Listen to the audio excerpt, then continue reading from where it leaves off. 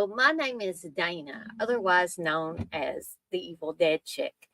I am the owner of the Deadites on Deck channel on YouTube.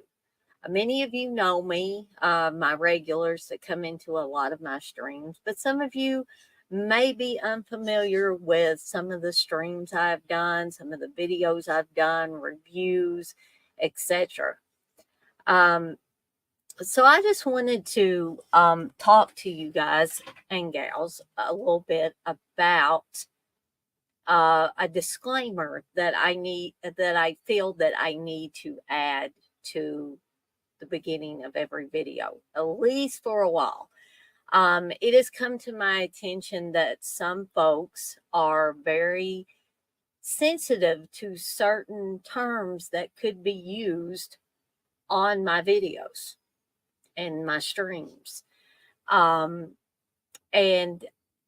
I just want to make it clear that just because I use certain terms does not mean I'm trying to be derogatory towards any culture or people with a handicap or people of a certain race. And there are some words that I will refuse to use. However, I must say, from my heart, I'm telling you this, there is no way that I can possibly police myself for every word or term that somebody may find offensive. There's just no way to possibly do this. And so because of that, I hope that each and every one of you that watch the streams and my videos, or that have been on streams with me, or may be on streams with me in the future, have an understanding of this. It is just not logically possible for me to anticipate every word that could offend somebody. So just keep in mind that because I use a certain word or term, it is not meant to offend anybody. It may be a term that I grew up hearing, and I'm just not aware of, when I'm talking on these streams, it's kind of like a stream of consciousness thing. And people that do a lot of streams probably understand this as well. You get going, you get talking, and words are flying out of your mouth, and you're not thinking, about the particular words, unless it is a specific word that has been made prominently or been prominently displayed to be a derogatory term. And those terms I just won't use in any context. So as for the others, I cannot anticipate every word out there that could be offensive to someone. So you guys and gals will have to simply accept this as the way things are, and understand that I'm not trying to be offensive to anyone. Or the alternative is to not be on my streams, not watch the streams, etc. And that, again, that is not to be mean or hateful. It's just I want everybody to have a mutual understanding of the position I'm in doing these streams. So just a little like public service message, disclaimer, whatever you want to call it, that I will be putting at the beginning of all of my streams and all of my videos until such time that I think that it is not needed anymore. So thank you for watching, and thank you for your understanding. Have a great day, and I will see you soon.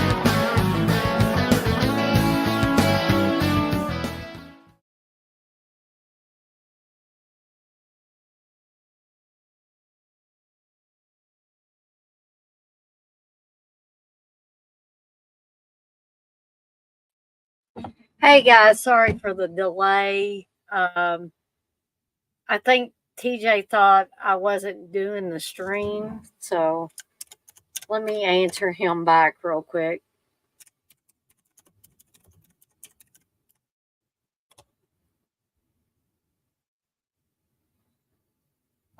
I think maybe he might have been confused by the disclaimer at the beginning of this video. So thank you guys for sticking around, you guys and gals, for sticking around as I went through the first run through of that disclaimer. If I determine that it is not needed or whatever, I will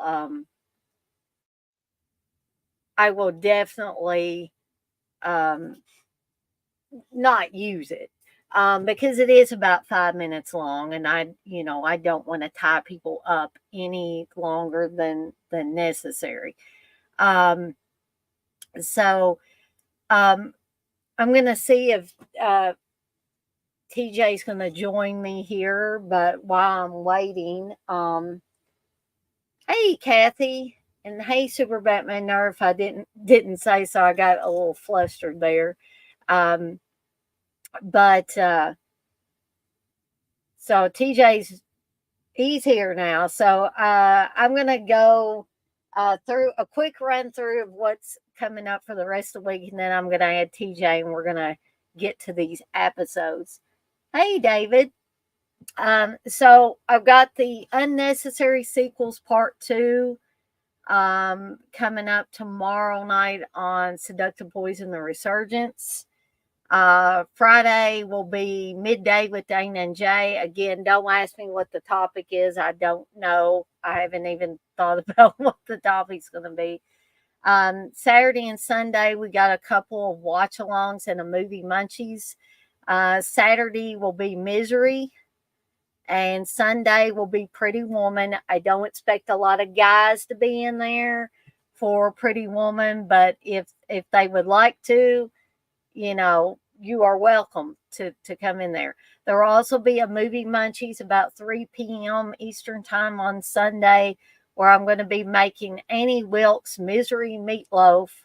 And yes, it's going to include Spam. For those of you guys and gals that have seen Misery, you know that Annie Wilkes makes her meatloaf with Spam mixed with the ground beef and fresh tomatoes, never can. I may cheat a little bit on the fresh tomatoes part, but we're also going to be having cockadoodie cocktails, and the cocktail that I have chosen is rum punch. So I promise not to get inebriated on the stream after I make this rum punch.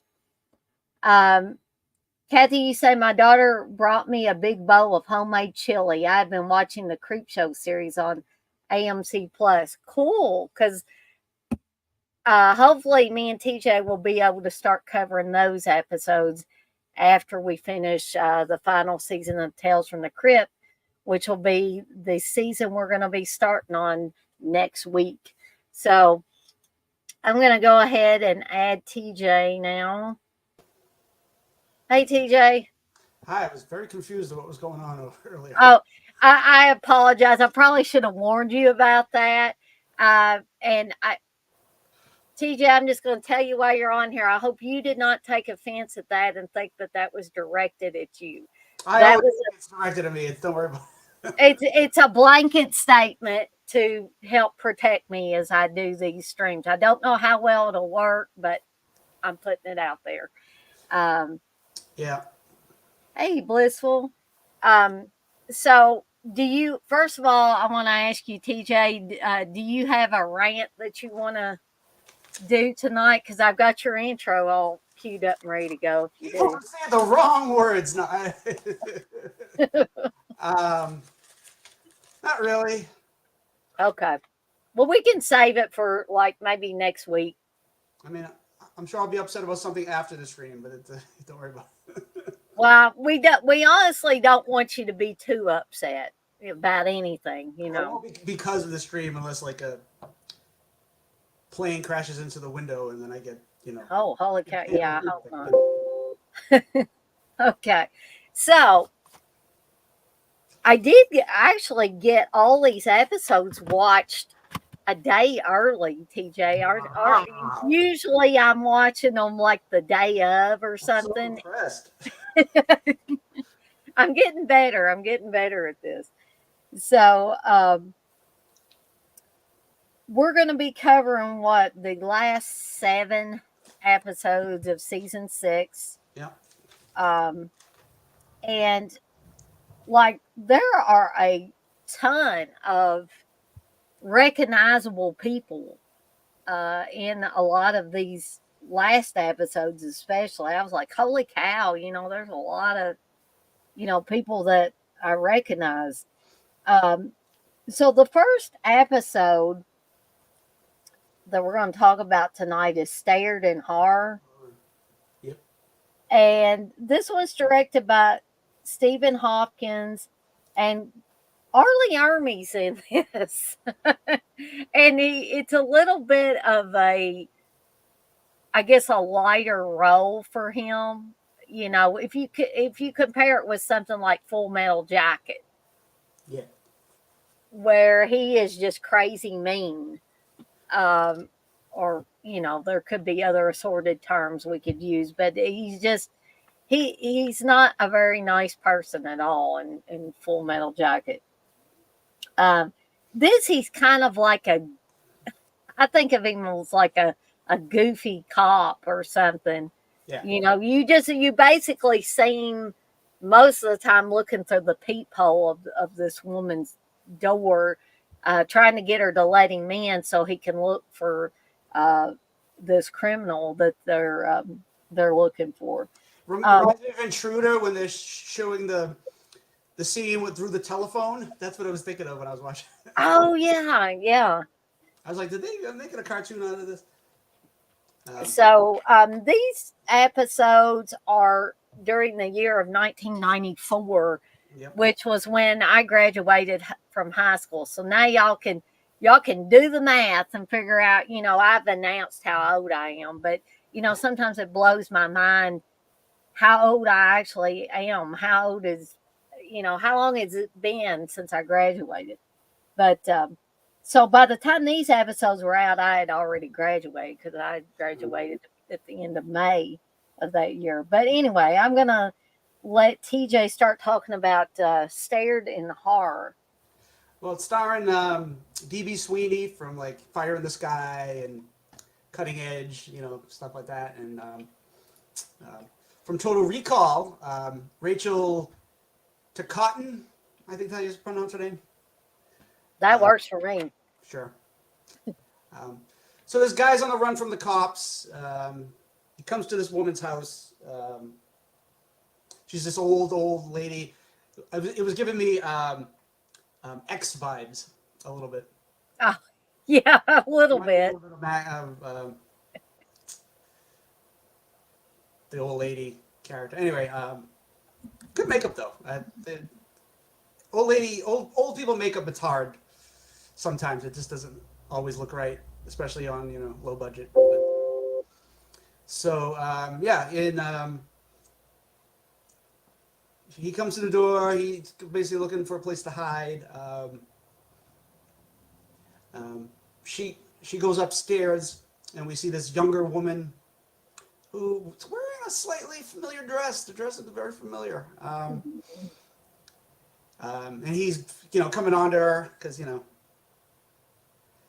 that's how it goes in these things. Attractive woman, you have to come on to her in her house, I guess. I don't know. So At least in Tales from the Crypt episode, you do. yeah. And she's like, don't come upstairs. We find out that she's cursed. Seems her lover. She was going to be married. She's going to be married, or she was married, and her lover. He disappears or something, and she takes a lover. The guy comes back and is going to kill the guy. She ends up shooting him, and he curses her. So if she comes down the stairs, she will become an old lady, and if she goes back up the stairs, she'll be young again. So she's like on the landing of the stairway, and she looks the same. She can come like halfway down the stairs, And she tells the guy, well, we can still make love because he didn't think of, when he cursed me, he didn't think of that we could actually have sex on the stairs. Meanwhile, our, Leanne Marie has come to the door a couple of times trying to find out, first he comes and is like, don't let any, watch out for strangers, don't let any weird people in. And then when he comes back, the guy's already there. And he's like, well, the dogs have sniffed him out. We think he's here. She comes up with the plan. All right, you're going to go up the stairs, and they're not expecting an older man. They're expecting a young man. Mhm. So you can, she pretends that he's her old husband. And, it doesn't, I mean, if they would look at his clothes, I don't know if they knew what the clothes of the guy they were looking for was after. But he's like, oh, the dogs, they know what they're sniffing. The dogs go upstairs halfway, and the dog senses this something evil there, so the dog runs away. They're all gone. She goes to check up on him after everybody's gone. She realizes he's gone upstairs, and we see his body like really old. Like he's almost a corpse. He's so old, and everything, skin's falling down off and everything like that. And she's calling to him, and she's, Clyde, where are you? Are you upstairs? And then we hear him go, he's barely can talk, and he's like, Lily, thank God you're here. And then he's like, oh no. And then we see she has turned into a little baby and cannot help him down the stairs. So they're both, she's screwed out of her lover, and I guess he's going to die up there. Unless you go by what the Crypt Keeper does at the end, because the Crypt Keeper at the end goes, he managed to, I like his jokes. Wait, let me find the joke so I can quote him properly. He's, no, do I have it? Wait a minute. Oh, here we go.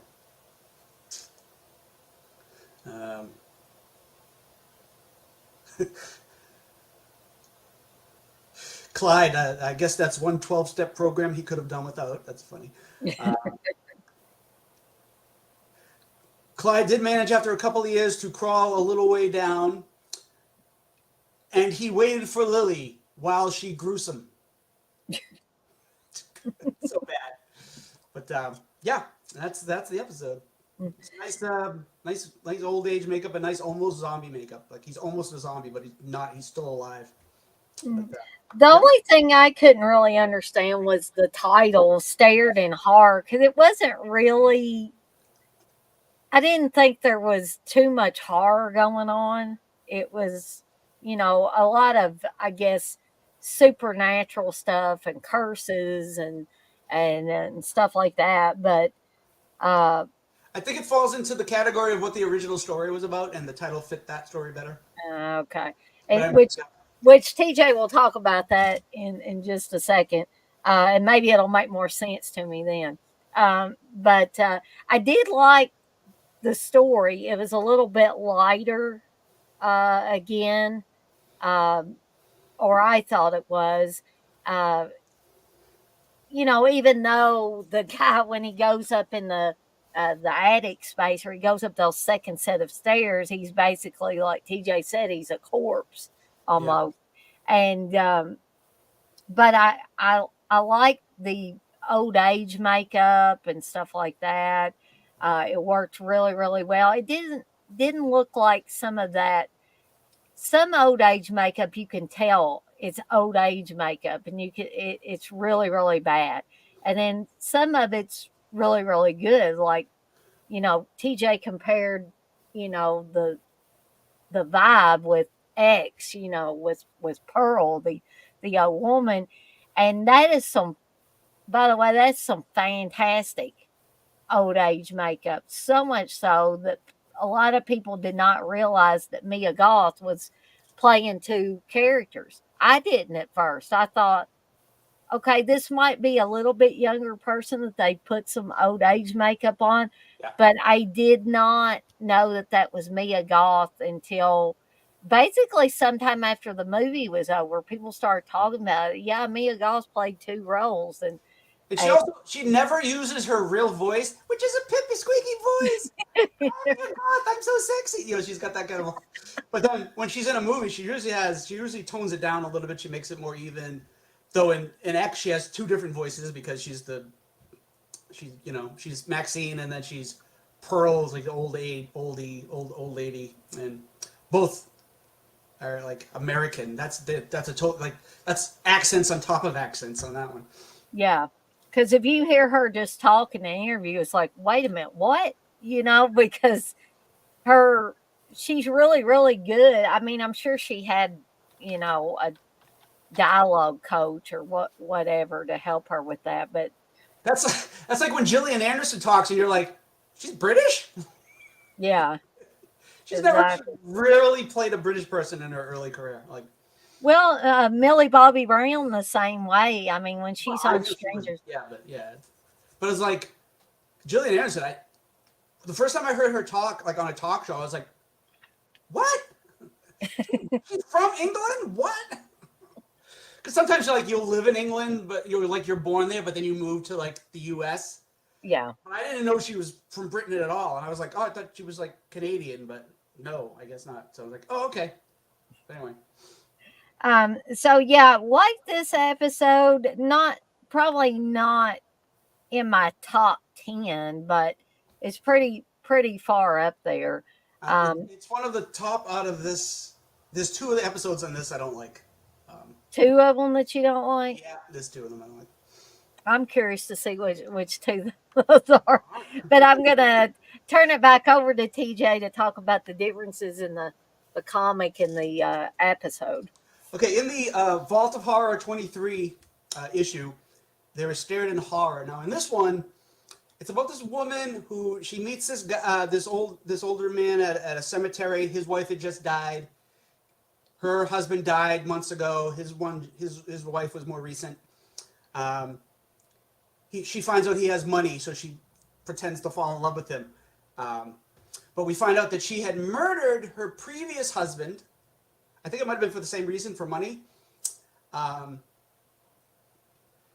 So when she finally marries this older guy and moves in with him, she wants to change stuff in the house. Like she doesn't want him to visit his ex-wife's, his passed away wife's grave anymore. And she wants him to, he has this big winding staircase in his house and she wants him to take it down because when she killed her husband, they had gone up this lighthouse winding staircase and she pushed them off the edge of the lighthouse. So has a thing about staircases. So he's sick and she's like, you have to do what I want, and she's one of those shrill, evil. Oh yeah. So he leaves to go see his wife because his ex-wife because ex-wife, whatever, his widowed, I don't know what, I guess it's technically ex-wife, but anyway, even though she died, but so he goes to the grave to see her. It's like raining. He ends up getting pneumonia. He dies. She hears the door. So later on, she hears the door opening, and it's the dead husband come back from earlier, the one she killed at the lighthouse, and he's with the wife of the man she just married who died. And they come down. She's on the staircase and sees them. So that's why it's stared in horror, because she's afraid of staircases.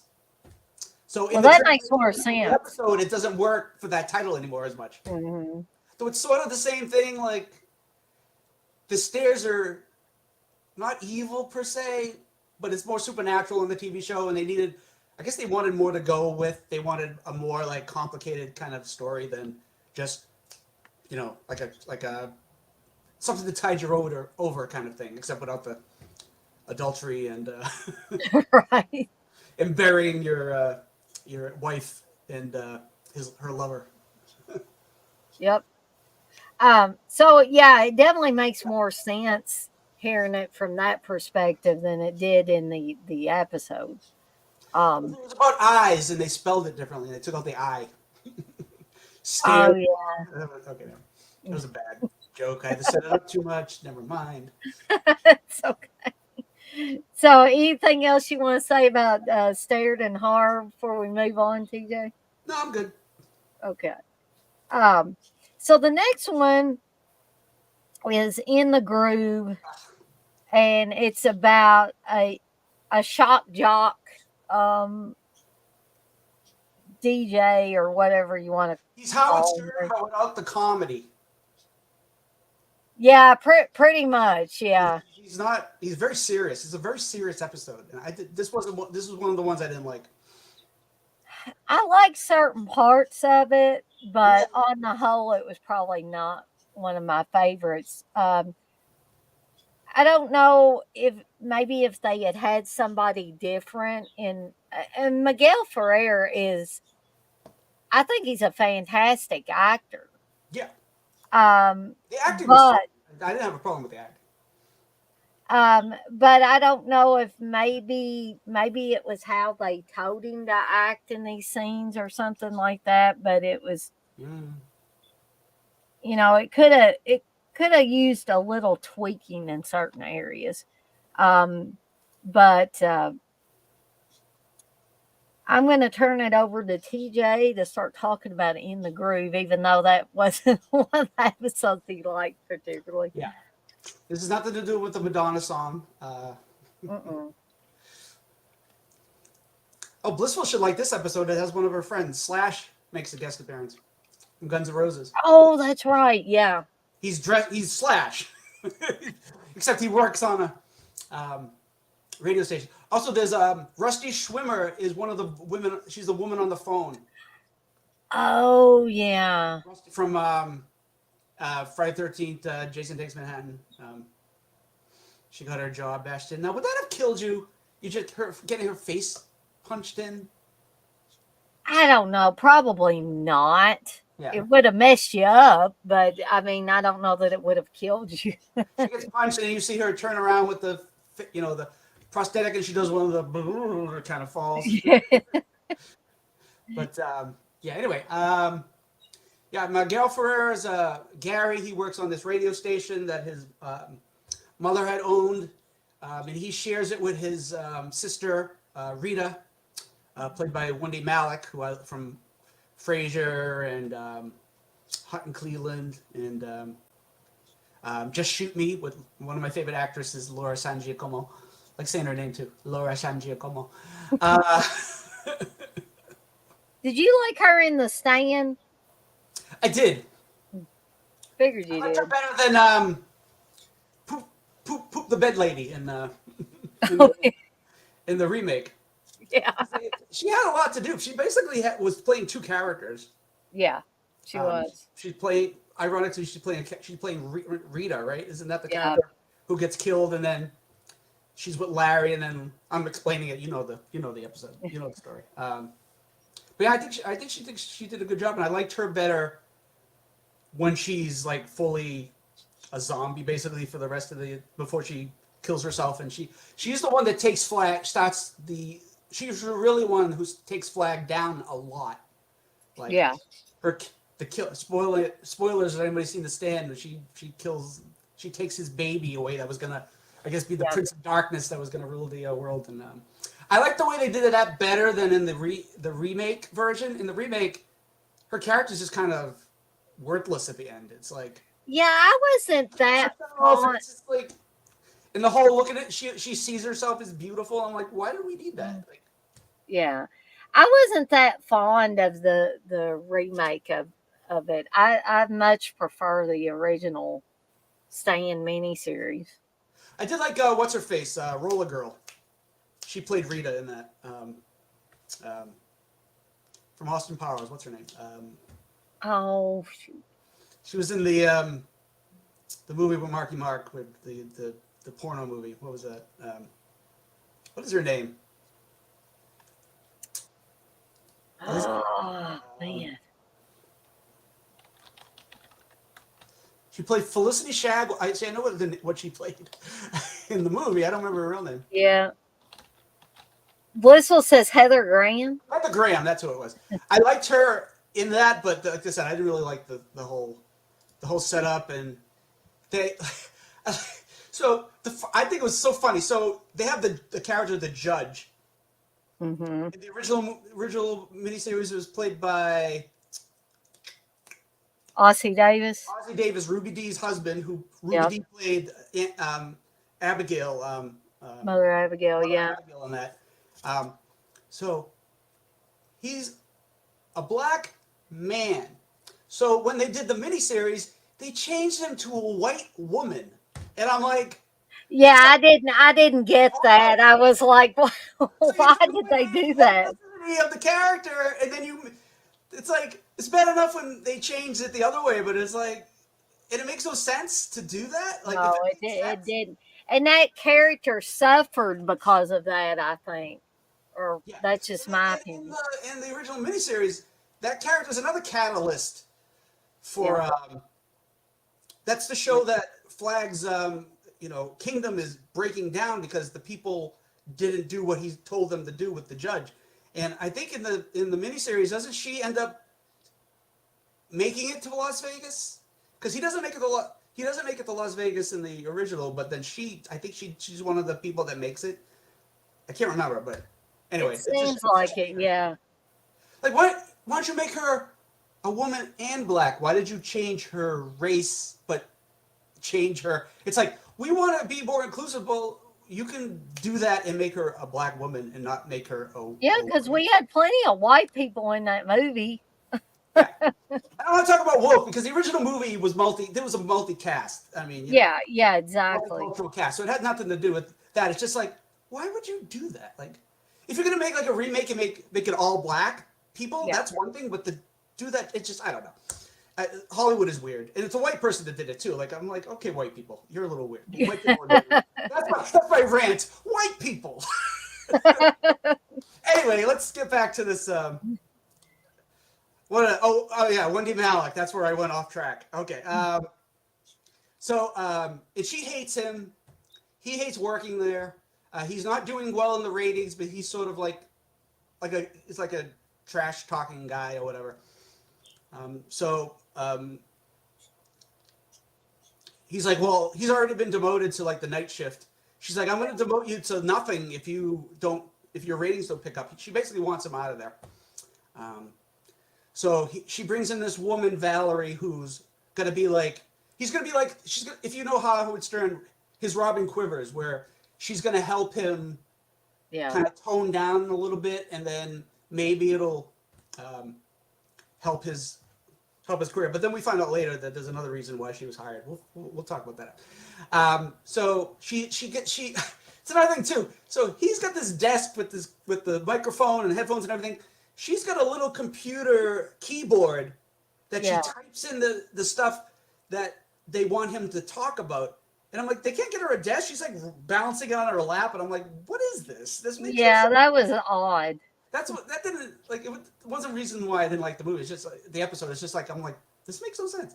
Anyway, so she's typing in things, and it's making him more popular. So his sister can't fire him now. But Valerie's like, maybe you should just, instead of just, because he does like a Howard Stern, he's like talks about sex and women, and there's a guy calls in and he's like, my wife just cheated on me, and it was with a woman. Yeah. And he's like all distraught, and then Gary, Miguel Ferrer's character, is like, why didn't you get in there and join them? Yeah, yeah, right. So Valerie's like, well, after she's like, I don't really, you're so popular now and people are listening to you. Let's do something more meaningful. And then he sort of doesn't want to at first, then he sort of gets into it, and then she types on her little keyboard, she types anger. Yeah. So he starts getting more animated and getting away from the sex talk, and he's talking about anger and stuff like that. And he talks about his mother and how his mother treated him like crap. And instead of giving him one of her many other radio stations that she owned, she gave him half of one that he had to share with her sister, and he's calling her all these names and stuff like that. The sister comes in and says, "You're fired," and he goes, "You can't fire me. I'm popular, and I own part of this." And she goes, in the will it says, if you defame our mother on the air in any fashion, you're out of here. So when Rita's been waiting for this to happen, and Valerie is like, well, why don't we kill your sister? That way you'll have everything, and you can do it whatever you want on the show.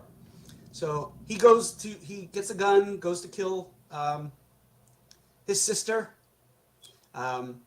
Valerie's out in the car. She's the getaway girl. Um, he's about this. He originally has a fantasy earlier about how he wants to kill her. It's very gory, stabbing her and stuff like that. So we get a little gore, we get a little murder in here. So we get a nice little visual. I like that. I like that part of it. So we get back to the bedroom. He's about to kill his sister. She wakes up. She's got the hit. She's got the drop on him. She has a gun. He's got a knife. She's got a gun. And she basically says, "That's why I hired Valerie. This was our whole plan to get you out of here." So I guess he was. These are all these plans in these movies. Whenever they do something like that in movies and TV shows, it's always like you had to make sure every little piece fell into place, or this would not have worked. How do you know he would have gotten that mad that he would have defamed your mother, and then you would have this plot of murder? It's like you have to put so much for it to happen. It's just I don't believe it's.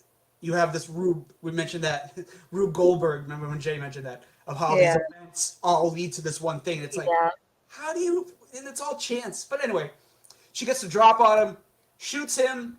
And then the ending is Valerie is now it's now her show, and I'm sure because she was basically the one behind the scenes making him the popular one.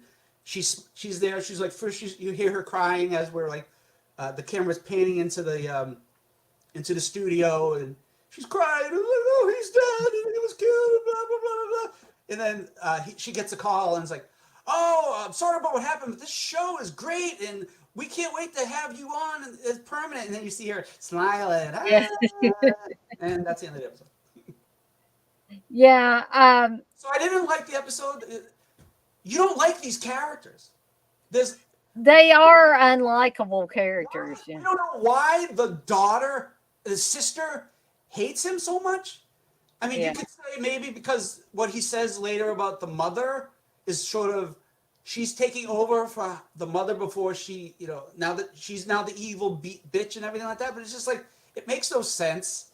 Him being that mad about it makes no sense. Valerie's sort of the one that gets him to kill but it's like, she's really not convincing. Like I said, the acting's good, but the whole story and plot just didn't do it for me as far as, the whole setup and maybe we can blame the people that wrote the screenplay. Yeah, maybe it's their fault. Stephen Dodd and Coleman Decay. That would be a great joke for Tales from the Crypt. Decay. Yeah, it would have. They should have turned that into a joke. I'm sorry, I interrupted. What's your opinion on that? Oh, I don't think I disliked it like TJ, but I still can see the flaws in the episode. I definitely can see that.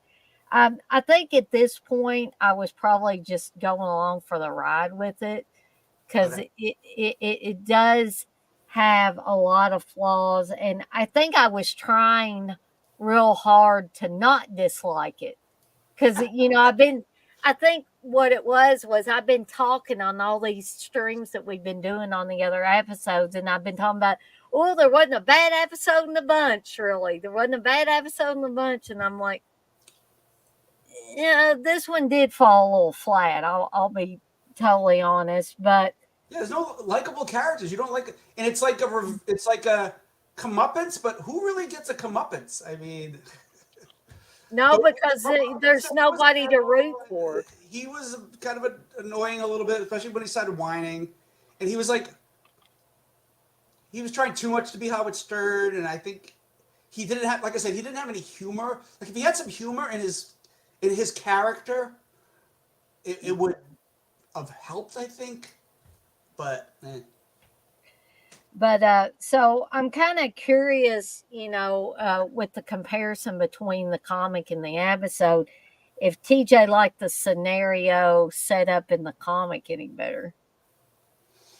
It's about this radio guy, sort of the same thing. He's married to his wife, but he really doesn't love her. She's kind of boring, so he plans to kill her.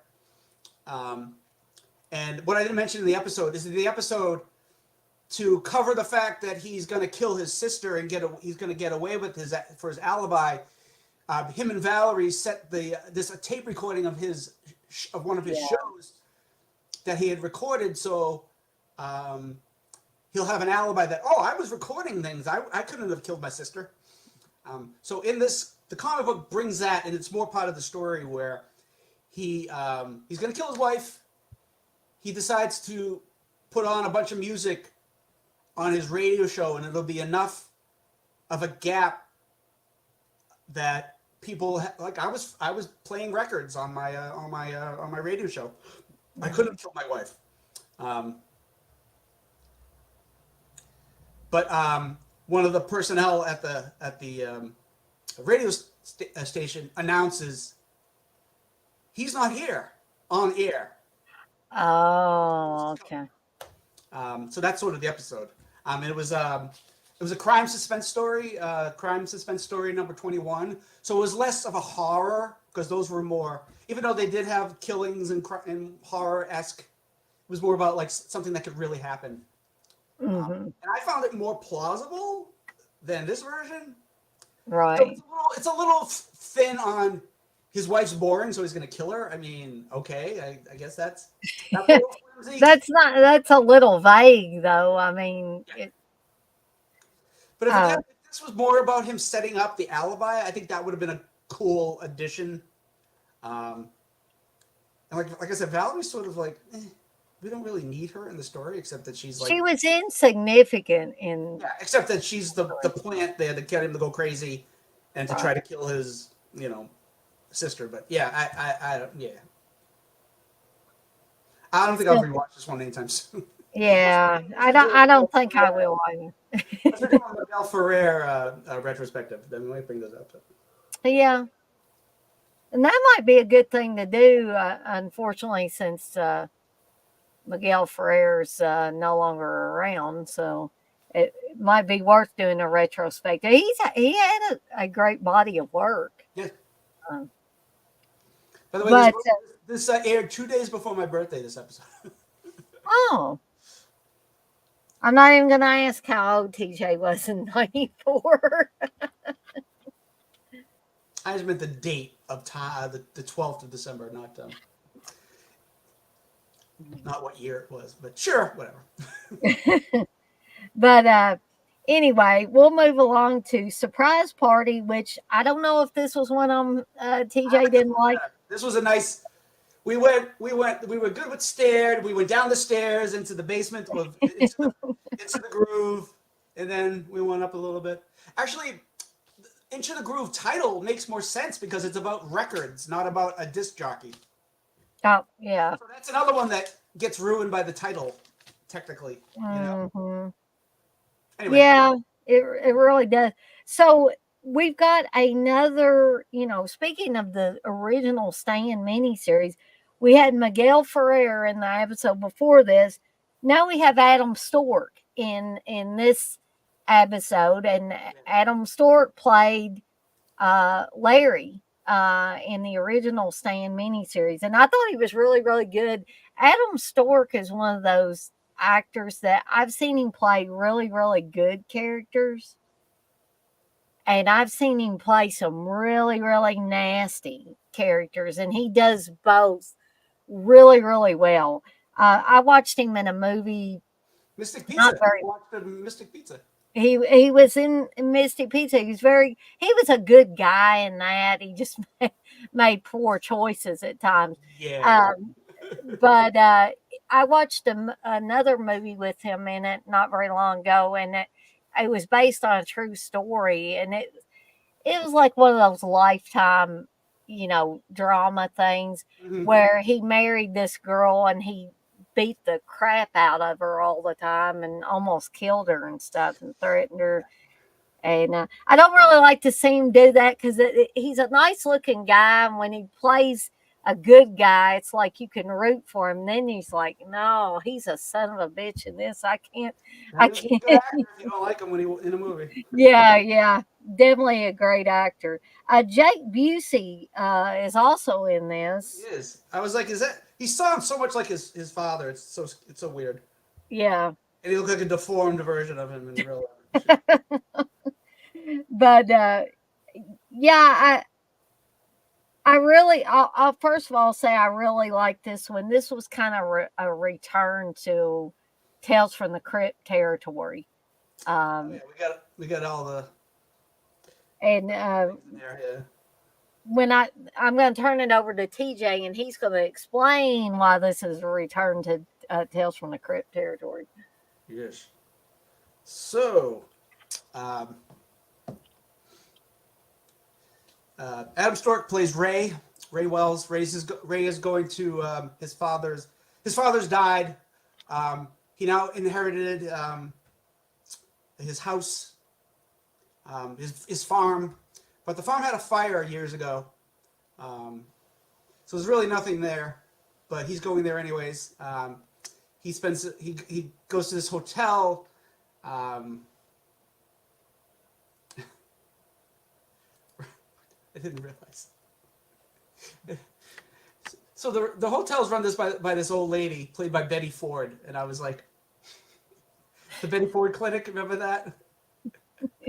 It's like she runs this hotel, which I thought that's kind of funny. It's not a clinic, but it's just kind of weird. I think she's wearing old age makeup in this, because I don't think that was natural. I know she was old. Yeah, I don't think so. Didn't appear to be, but Anyway, she's telling him, oh, you're your father. She knows the father by name, and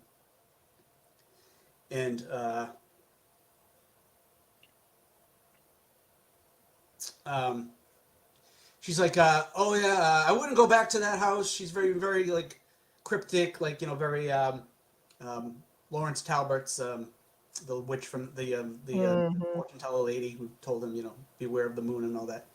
She's like, don't go there. I've seen lights up there when nobody's supposed to be there, and he gets all mad. He's like, lights on my property? What the hell? He gets all mad all of a sudden. I'm like, calm down, dude.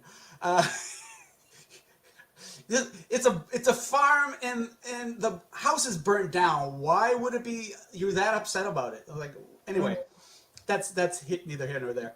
So he decides to. It's like a real rainy storm. It's torrential downpour outside, but he decides anyways to go to the house. He doesn't want people on his land. He wants to go there and find out what's going on. Here we get a flashback to him and his father. His father was dying. The nurse was called to call his son and have him come in. And we get this cool. We see him driving the car, but on the windshield we see the flashback. So we get shots between him driving the car, and then we see what's happening in the mirror, the reflection, not reflection, but it's like it's superimposed, like they do with TV shows and with television and whatever. And I was like, oh, this is a cool. This looks comic booky. It looks EC. right. Like, that's how they would like draw the episode, the story and the comic. Anyway, we found out that he had killed his father because his father was not going to leave him the land. But before he's killing the dad's like, no, I'm trying to save you. Don't go there. It's blah, blah, blah. He kills him anyways. And, I like that when he's doing what he said to his father, where seeing him in the car saying the dialogue, but then his father is responding to him, but on the windshield, which I think is so this is really cool visuals and stuff. I like this. Yeah, there he is. It really helps this episode a lot. So he goes to the house, and the house doesn't look as burnt down as you think it would be. It looks pretty okay. Like it's not in great shape, but it doesn't look like there was a fire there. And these people having sort of a costume party, but he's like kind of mad at everybody. Like, why are you here? Get out! But he's not really. They don't care what he says. Right. They're like, yeah, we're partying, dude. This one girl is just kind of like, yeah, we're drunk and I'm on drugs and blah.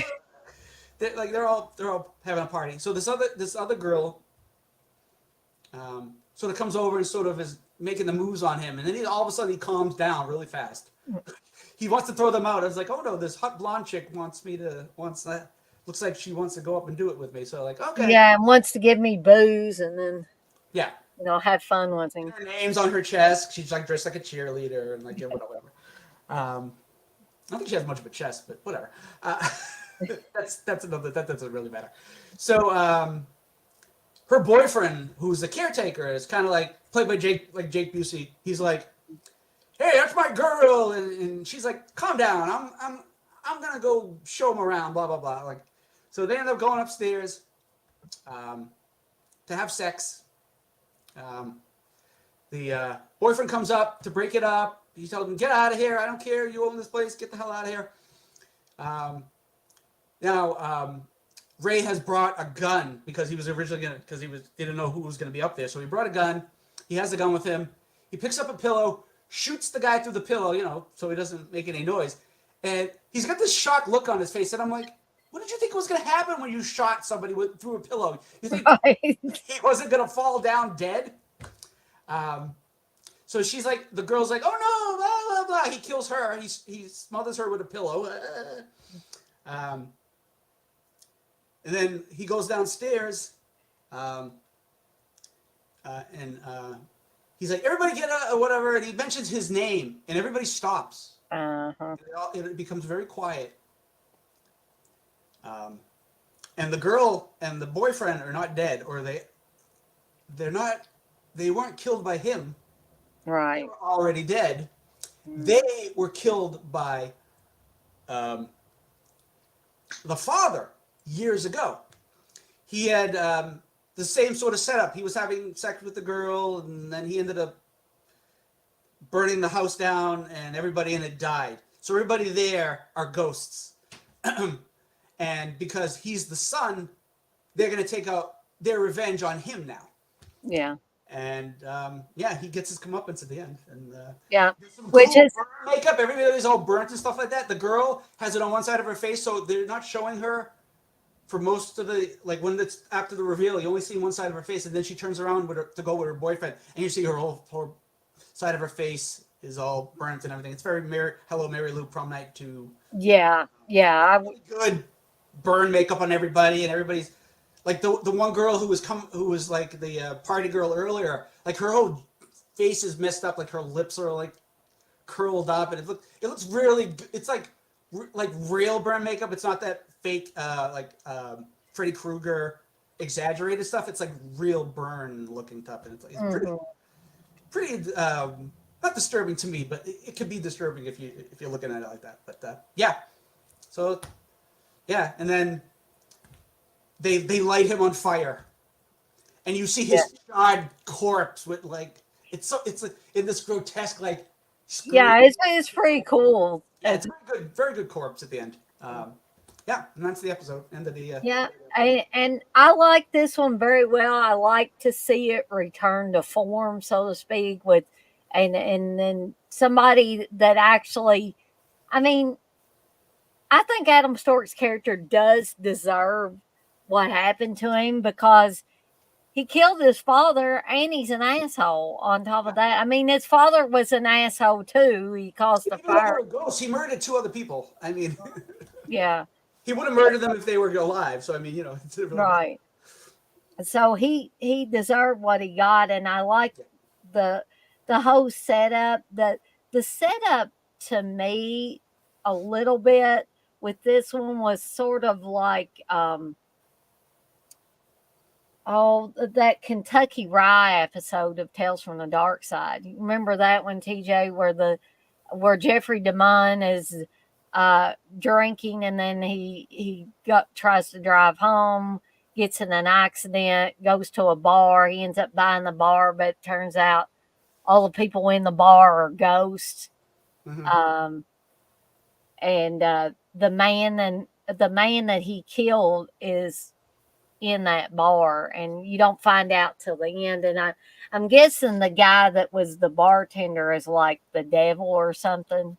Yeah. But this sort of reminded me of that, because Adam Stork comes to his father's house, which is now his house, and these people are there, and he thinks they're living people, that they're just having a big old party in his house, and he wants them to get out, So two stories are kind of similar, but I did really enjoy it. Like TJ said, great special effects, great burn makeup, Yeah. very realistic. Um, the after effect of Adam Stort's character after he's burned is great. And so, yeah, no problems at all with this episode. It was really, really good in my opinion. I like when he But realizes they're ghosts and he runs out. He's like, "I'm not my father," and I'm like, "Yeah, you kind of you just killed two people for no real reason." And yeah, yeah, whatever. exactly. Uh, Oh, and Rance so Howard played the dad, by the way. yeah, that's right. Super Batman Nerd said, "I bet she looked better than Jackie Earl Haley, Freddie." Yeah, definitely. They But could have done that digital enhancement on the makeup. It didn't work. yeah. Even the filmmakers are like, yeah, we didn't do it properly. I'm like, yeah, what about the other effects you didn't do properly in that movie? Uh, But Freddie didn't look scary in that. He just looked weird, in my opinion. yeah, they should have kept them in the shadows more. But I But I'm going to turn it back over to TJ to talk about the difference between the comic and the episode. um, where's my? I can't remember now. I think it stayed pretty close. Um, I don't know what the big difference was. I know there was some difference. I can't find it. Okay. So in the comic book story, it's this guy driving at night in the rain. It's sort of the same setup. Um, he's there for he's gotten a house in inheritance. Um, Actually, we don't really find that out to the end of the story, which is kind of weird. But he's driving along. He goes to this place. Like I said, just like the episode, he goes to this hotel. There's a woman there. He's like, oh, no, there's a guy there instead of a woman this time. Some older guy who runs the place, and the guy's like, is there anything to do around here? Because it's like one of those out of the way places, and it's a small town, and there's not many people there. He's like, well, there's a movie theater about 6 miles from here, and he's like, yeah, I'll risk the rain and the bad weather, and I'll go to this movie theater. Maybe I can hang out there for a few hours or whatever.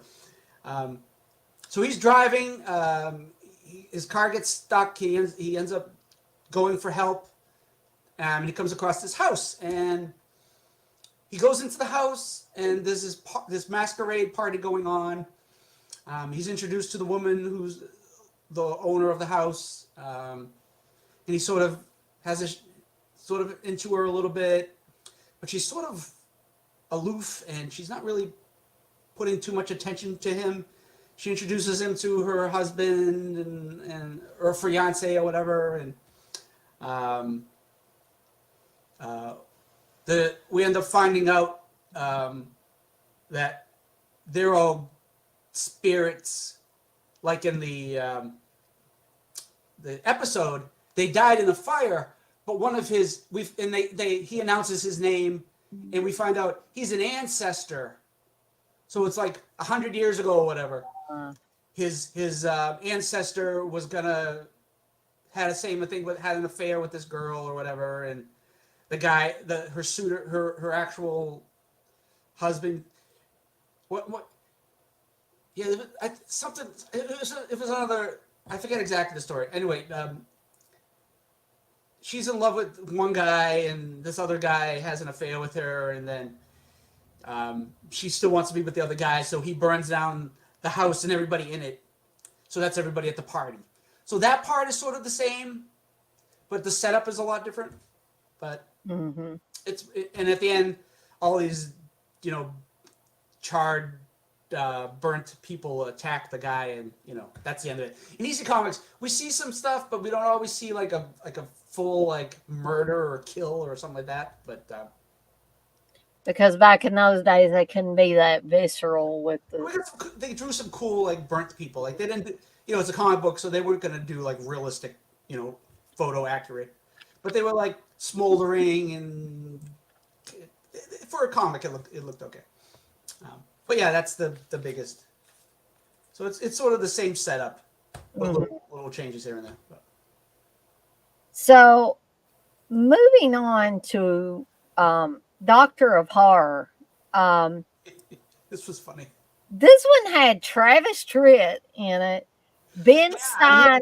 you think of it as an actor. I'm like, isn't that the country dude? And Yeah, he's Travis Tritt. He looks Travis Tritt with a cop outfit on. He's yeah, yeah. close He looked like if Travis Tritt in one of his music videos was playing security guard. That that would be. Um, and Austin Pendleton, which I consider Austin Pendleton uh, one of those character actors. He's one of those guys that shows up in a lot of movies and television. You're like, I know that guy, yeah. and I can never remember his name except if I'm looking right at it. I always say, I know that guy, I've seen that guy uh, a whole bunch of times, but I Yep. always have to look up his name. But Uh, for a few minutes in a movie, then you never see him again. Like in My Cousin Vinny, he's in him. He's the first yeah, he's the first defender that they yeah, get, and that's it's right. like that guy's good. And well, we don't need you. And he plays Max in the Muppet movie. He's the guy who works for the main villain. And I think he's the guy that plays Holly Hunter's boss in Home for the Holidays, Yeah, I the think so. one that has to fire. Um, And he's and in that movie with Shelley Long, Hello Again. Have you ever seen that movie? I think so, but yeah, it's been so She long. dies, and then her sister brings her back to life, and then she tries to go back into her life, but her husband's already remarried, and Mm. nobody wants her around except her sister who brought her back to life. And he plays sort of this eccentric millionaire that they meet up. So he just like shows up in the movie. Like it's so weird. He was in Christmas with the Cranks as well. He was pretty much he turned out to be Santa Claus, is what he turned out to be Yeah, at the. that's another movie that I'm like, it's not that it's you don't Oh, really I love that. Now I have to watch people. it. They're so terrible people. You sort of like Jamie Lee Curtis's character, but other than Mhm. that, like he's just gonna quit Christmas and not tell his wife until afterwards, and then but then the whole town too. It's like, what is it your business whether they want to celebrate the holidays or not? And like, Yeah, I mean, it sort of reminds me of like neighborhood associations here in Louisville. They like try to force you to do certain things, not necessarily decorate for Christmas and bring a big old frosty out and all that. But yeah, I can see it that way. But in the end, though, they all the whole neighborhood pitches in when the daughter's coming home unexpectedly and bringing her fiance and stuff like that, and also he's doing what they want him to do in the first place. That's why they're Tim Allen his character redeems himself because the trip they were going to go on, he gives that trip to the older couple in the neighborhood, one of sure. whom the woman is very ill with cancer. Um, so, I mean, Jamie Lee Curtis kind of pushes him in that direction because she gets really mad at him at one point. Yeah, But that's I still like it. But I can understand why you say that, TJ, because it at first you're kind of like, what is wrong with these people, Um, but anyway, to get back to the story at hand, I got off on a tangent about Austin Pendleton. that's good. Uh, but Doctor of Horror, I will say, As we say in Boston, Doctor of Horror. yeah, there you go. But I like this episode. I just thought it was funny that you had Travis Tritt in there playing a security guard. You had Ben Stein as this. What He was was the worst part of the episode. he was? I don't You like can't saying. act. You're fired. I don't want you in this house anymore. Get out. I don't Get think it out was of the here. right. I don't think it was the right role for Ben Stein. You need to keep Ben Stein in roles like Ferris Bueller's Day Off, where he's got these short things where he's supposed to be freaking boring. These kids are drooling and sleeping and stuff in the Yeah, class. that worked perfectly. But yeah, Yeah, But we're the to put characters. He can't do. He shouldn't do those. and I didn't like foul mouth Benstein either, but that was just me, you Yeah. know. Um, but anyway, I'm gonna turn it over to TJ to start talking about this episode. Um, yeah. So we have Hank Azaria and Travis Tritt, Richard and Charlie. They're these two security guards. They're sort of bumbling security guards. They don't really do their job well. Um, Ben Stein is Andrews. He's like he runs whatever they're working a hospital or it's a morgue specifically. Whatever. Yeah, I didn't quite catch which one it was. Yeah, and he's like, can't be losing bodies here. You guys gotta pay attention and don't be drunk and all that stuff. It was kind of like a reanimator scenario where somebody's trying to, get the corpses and do something Like to bury. Night of the Creeps, where Yeah, that too. the kids go to steal the. So yeah, and when Ben Stein goes, "You guys better do your job," he's like, he's doing it I'm like, are you being forceful? I don't even get whatever. You're terrible. You can't even do physical parts of the acting. It's like what? Go back and host what was that? The Nerds thing that he hosted. What was it? What did he host back in the day? Some kind of Wasn't there some kind of like game show like thing he did? Was that the show he was? No, Win Ben Stein's Money. That's what it was. Yeah, that was it. That was it. It had his name in it. I don't know. I guess he was rich. But I think it was just, we're gonna hire the most boring guy to talk, and we're gonna. Anyway, so they go to do their job. They catch a guy, Dr. Orloff, like Count Orloff, maybe. And he's trying to steal a body, and they're like, "We caught you." And he's like, "How much are you getting paid?" And they're like, "What? How much are you getting paid?" He goes, Hank Azaria's like, "Not enough." And what if I give you $500 each to help me get this dead body out of here? And they're like, "Yeah." They immediately go for it. They take the body to his secret, his house. I guess he has a basement where he does experiments. They're like, take that down to the wine cellar. And I'm thinking during the episode, was he going to do this all on his own? The two of them could barely carry the body down the stairs and set her up on the body on the table, and he was going to do this by himself. But anyway, Austin Pendleton is this little guy. Oh yeah, he's like a Rick Moranis size person. Anyway, so and he's good at it as the sort of crazy doctor. Like he looks like one. He's got crazy hair and all that. Yeah. So they're like, "What are you doing with these bodies?" He's searching for the soul. He thinks the soul is inside the body all the time, and if he can find it, he's gonna try to be God. Basically, he's gonna do things whatever he wants with the soul. And he cuts up the one body, and Hank Azaria is very interested. Travis Tritt is very he's not religious per se, but he's like, people need their souls, and yeah, messing with that, and it's something you can't mess with stuff like that, and it's blah blah blah. But the money's pretty good. And I was also thinking watching the episode, I'm like, so are they gonna go back to their job, and how they explain the body's missing? They mentioned that they actually bring that up later, and I was like, oh okay, at least they have a plan. Later on, they say, "Oh, we're going to pretend that we were drunk and passed out. That's why we didn't know what happened to the body." So that's going to be their excuse later on that they're going to use.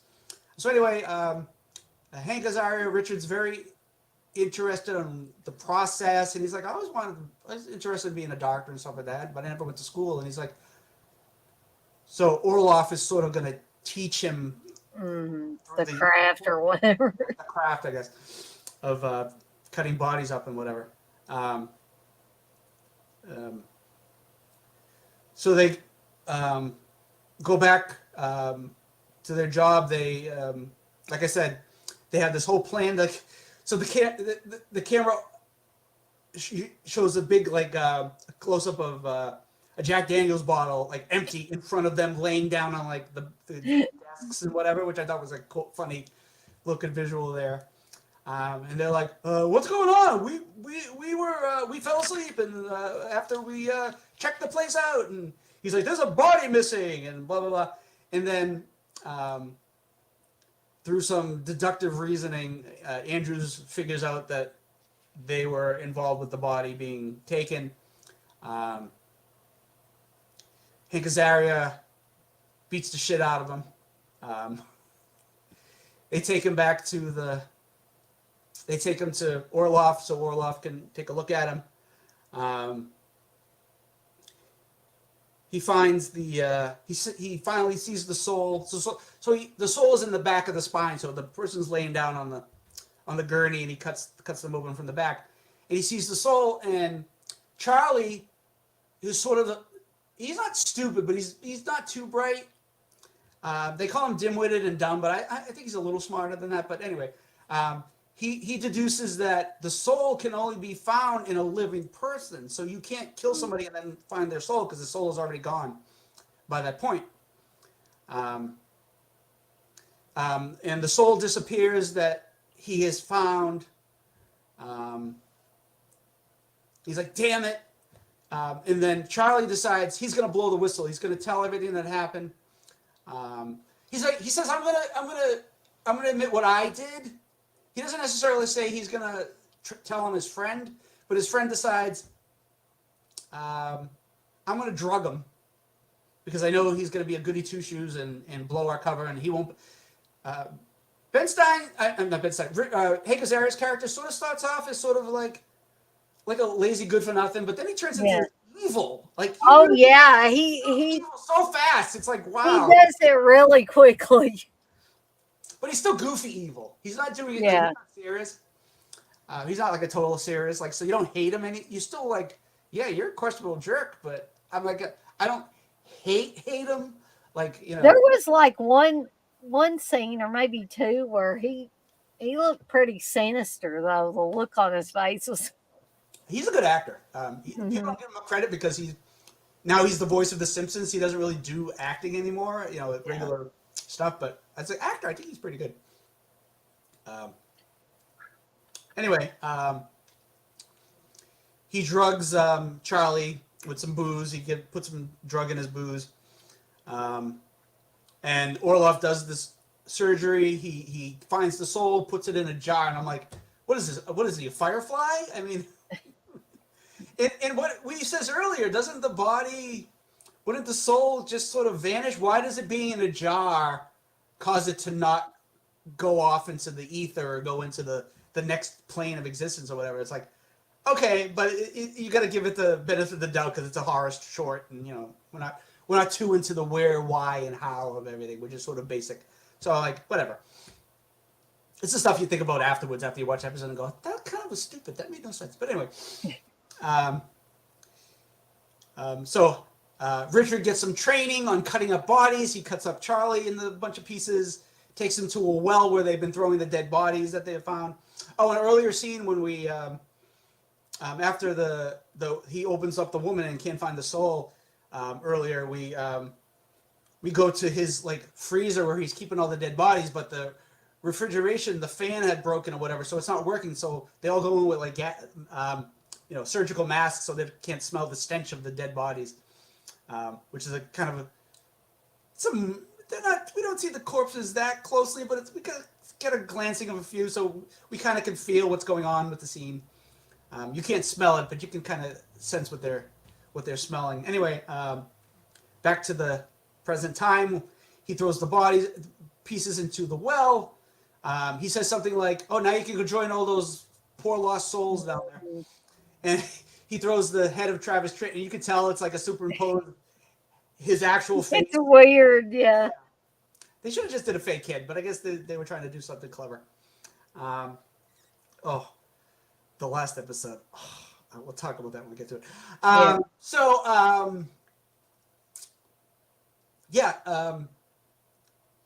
So we go.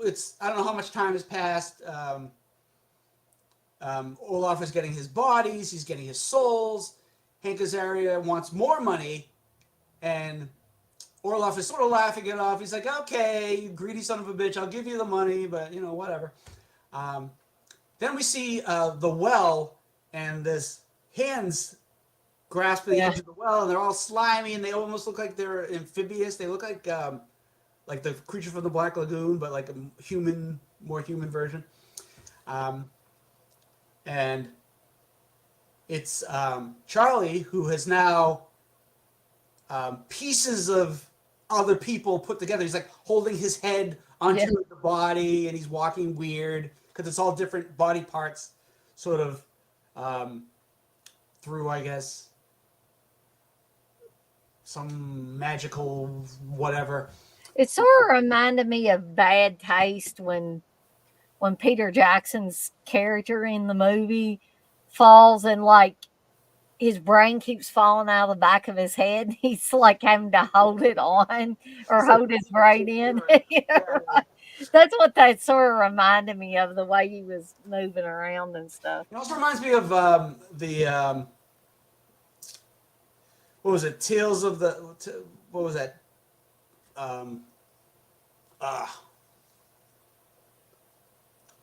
Based on the book series, they made a movie out of it. It was a TV show, and they made a movie out of it. What was that? I can't remember the movie. I've only seen it a couple of times. What was the movie based off the books, and the books were scarier than the movie that came out? Remember when the girl, the spiders come out of her face? What is that movie? Damn it. Anybody here? My brain is dead. I vaguely remember something like that, but I just cannot. The scarecrow. The kid turns into a scarecrow, and the scarecrow's. Oh, what was that? I can't move on with my life until I remember what the movie is. Come on, somebody's got to know in the chat here. We still got some people in here. Anyway. There's a part of them with the body parts are sort of walking around. It's they like come together. There's like a thumb in the stew or something like that. What is that? It was a book series. Oh, are you talking about Scary Stories to Tell in the Dark? That's the one. Yes. Okay. I have to say that. When you said that about the thumb, I had to say the stories part so you could. Yeah. That's it. No, Super Batman, or thank you for trying though. But yeah, that's the one. Yeah, with the body sort of down the chimney, and it's. Yeah, I'm pretty sure that was part of the. That's what it sort of reminded me. But anyway, boy, it took forever to get that out of it. Okay, anyway, so he basically he's gonna. Orloff gets killed, and he's gonna basically cut Hank Azaria to pieces, and Hank Azaria is like, "But no, Charlie, you're good. You're good. You took my soul. Now I'm not good anymore." Right. And we hear the saw buzzing, and it's over. And it's like, well, what a happy ending. I like the gory, the body coming out of the hands were really gross and slimy, and I think the effect and it had a certain good for what it was supposed to be. I think it worked fairly well. It had a certain charming goofiness to it as well. Yeah. Like Reanimator, there were some horrific parts of that, but then there was some goofiness too, and I found that in this episode as well, which I enjoyed it. I could definitely see myself going back and rewatching this one again, if not for anything other than to see Travis Tritt like turn from a regular security guard into a reanimated corpse without a soul, basically. So, one of the Crypt Keeper's lines was, "And you thought he was mixed up before." Yeah, right. Oh, and then the Crypt Keeper's like a barber, which I think is funny. Because he's got a wig on and a mustache, and at the end he's sort of, there's somebody behind the newspaper. You don't actually see them, but you see the hands, and then he goes in to cut the hair, and you hear it go which I thought. Right. in some cases, the wraparounds with the Crypt Keeper are better than the episodes. Charlie went to open a chain of private clubs for dismembers only, which I thought was another funny. But this is another one I'm curious about, the differences between the comic and the episode. Doctor of Horror, Vault of Horror, number 13. Um,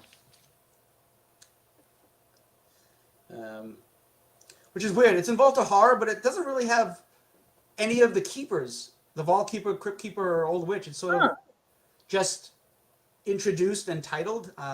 So Doctor of Horror in the comic is set up. It's set in like maybe the early turn of the century, maybe, and it's about a doctor who is a professor, and he's trying to get the tenure and stuff or whatever. And the thing is, he starts to become successful is because he's using fresh corpses, and it's hard to get them in that time period or whatever. But he becomes popular by doing it, and then it's harder and harder for him to get bodies. So he hires these two guys to go out. I think they're supposed to be bumbling guys. They go out to kill people and supply him with bodies. So one night the doctor decides, I'm going to go out and see them in action, see how they kill somebody, because he's very interested in the killing part, because some people are twisted and they want to see that kind of stuff. So he gets a little too close. They kill him by accident, and later on they reveal his body is one of the dead bodies that they bring to the school for him to dissect. So he becomes a victim of what he started. So that part is sort of taken apart, dissected, and then they modernized it and they added this whole goofy story to it. Because it's pretty straight in the episode. I mean, like I said, the guys are kind of bumbling, but it's just the whole point of them killing the guy who hired them because they don't really know who he was at the time.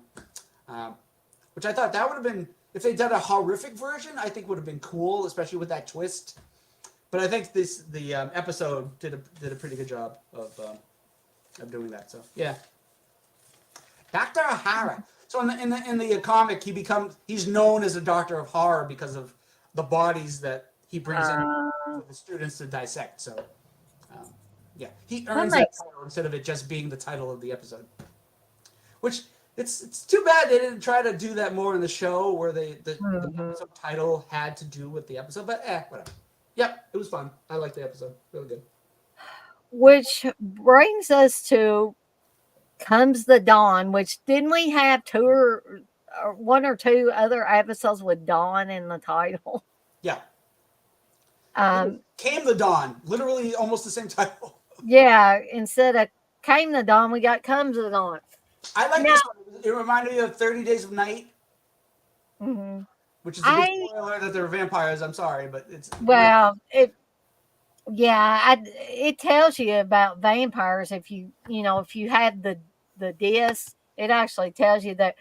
But I didn't care much for this one, even though Michael Ironside's in it. Susan Terrell's in it. Crazy Susan Terrell. And I liked seeing her as a vampire. Again, spoiler alert, but there are a lot of vampires in this episode. But I love the vampires. I just didn't like all the other stuff. The interaction with what was the woman's name that was in the military?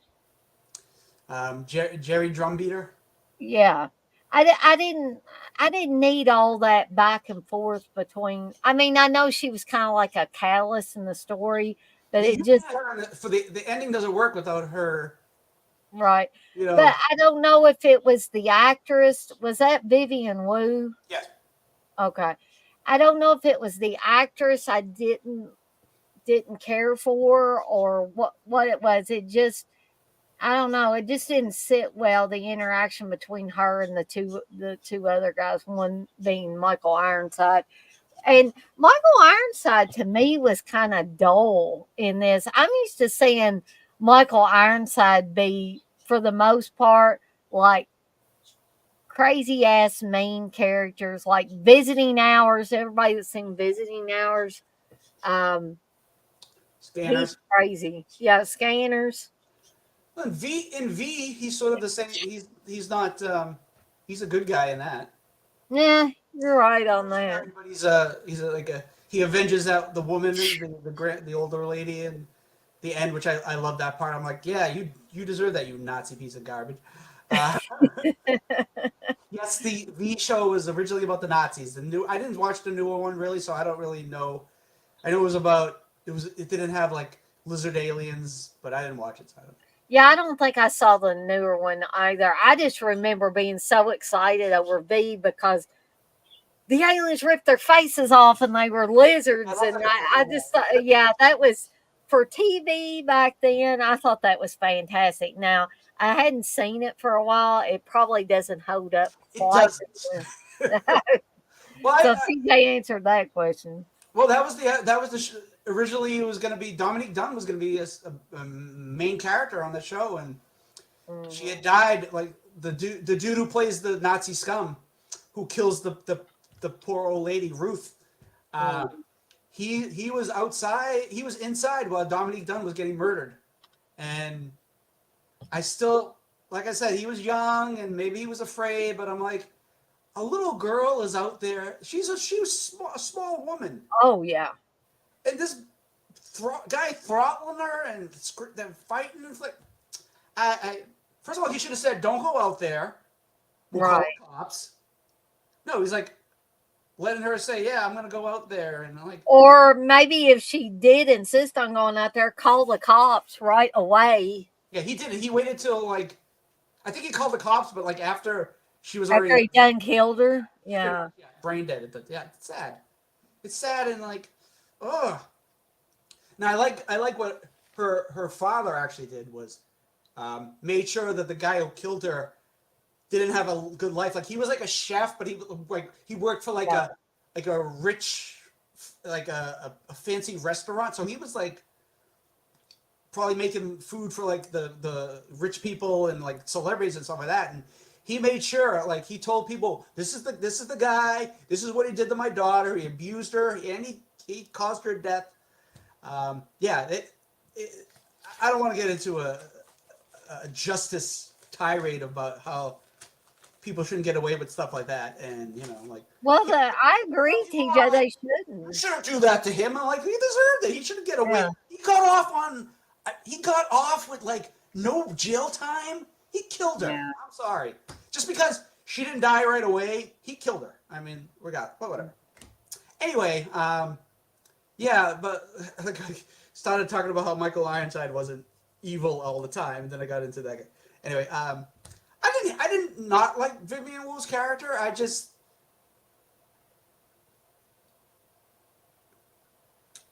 thought she was fine. I mean, she wasn't like amazing, and like you said, Michael Ironside pulled back. His character was like trying to be like a good guy, and then Bruce Payne But was. I wasn't buying it though. Even though he He's a good was guy. doing that, I wasn't buying it. Well, he's a good guy for a reason, but then again, he doesn't know why. But then maybe he's not a good guy for a reason. Yeah, okay, never mind. He thought he did the right thing, but he didn't do the right. But anyway, yeah. And Susan Tyrrell, I was like, why is she? Oh, I noticed the teeth, and I was like, oh, okay.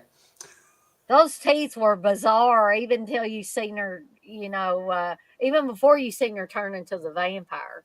Like then Spoiler. she was a really wicked looking vampire. She was scary if without the Oh vampire. yeah, she was scary before, and then she was even scarier afterwards. So Because this is what 94, 90, 95 almost. yeah, 95. How old was Susan Tyrrell around this? She was 45. She's about. Ooh, she looked older than 50. Maybe it was the fake teeth. I don't know. Anyway, let's get into the episode. So comes the dawn. No, it's not a porn movie. Anyway, No. it's not a porn movie that Jay watches on his tablet. Anyway, I had to say that. Anyway, oh, by the way, did you ever talk to Jay about seeing the chat on the side of the StreamYard? I I haven't yet. I need to talk to him about that. Thanks for reminding me. Okay, yeah, because on the other thing, I was gonna say something in the chat, but I was like, maybe I don't know if that was gonna Because think. he uses his laptop, he should be able to see it. He's probably just on the wrong tab. Maybe because there's like private chat where you don't see anything, and then you click comments and you see what the Mhm. comments are. You can't respond unless you join the. You gotta sign up to the chat. I'm like, I signed up to 1,000 things. I'm not gonna sign up to the damn stream yet. Right. It's another password I gotta remember. Screw that shit. Anyway, okay.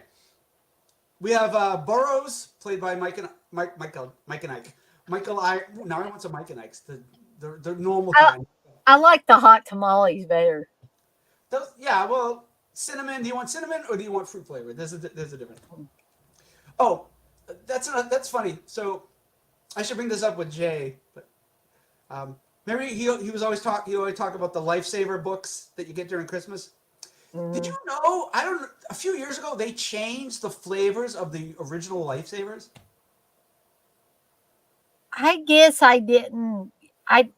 I know something was different, but I guess I didn't hone in on. Oh, They they've used to be changed the orange, flavor. lemon, and cherry and stuff, and Yeah, grape maybe, but now they're like in lemon lime. Now they're like these weird flavors, and I'm there's like like a. I don't. pineapple and raspberry, which I hate raspberry, so don't put that in my candy, especially 5 flavored. And like, I'm like, why did you change them? What the hell? Don't change them because they have different flavors. Why change the basic ones? It makes no sense. They probably got some hot new person in the at the Lifesavers factory or something on the Everybody likes board lemon of lime. directors. Everybody likes lemon lime. Fuck you.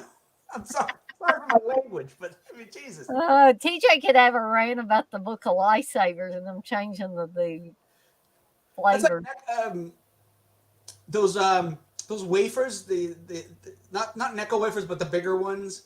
Sweet, not sweet tarts, but they were like giant sweet tarts, and there was like banana and Oh, stuff, and they got rid of the banana, and I'm like, I like the fake banana taste. Like they were like runts, they tasted like runts, but without that coating on the outside. gotcha. Yeah. Anyway, yeah. So Parker and played by Bruce Payne, Parker and Burroughs come to this.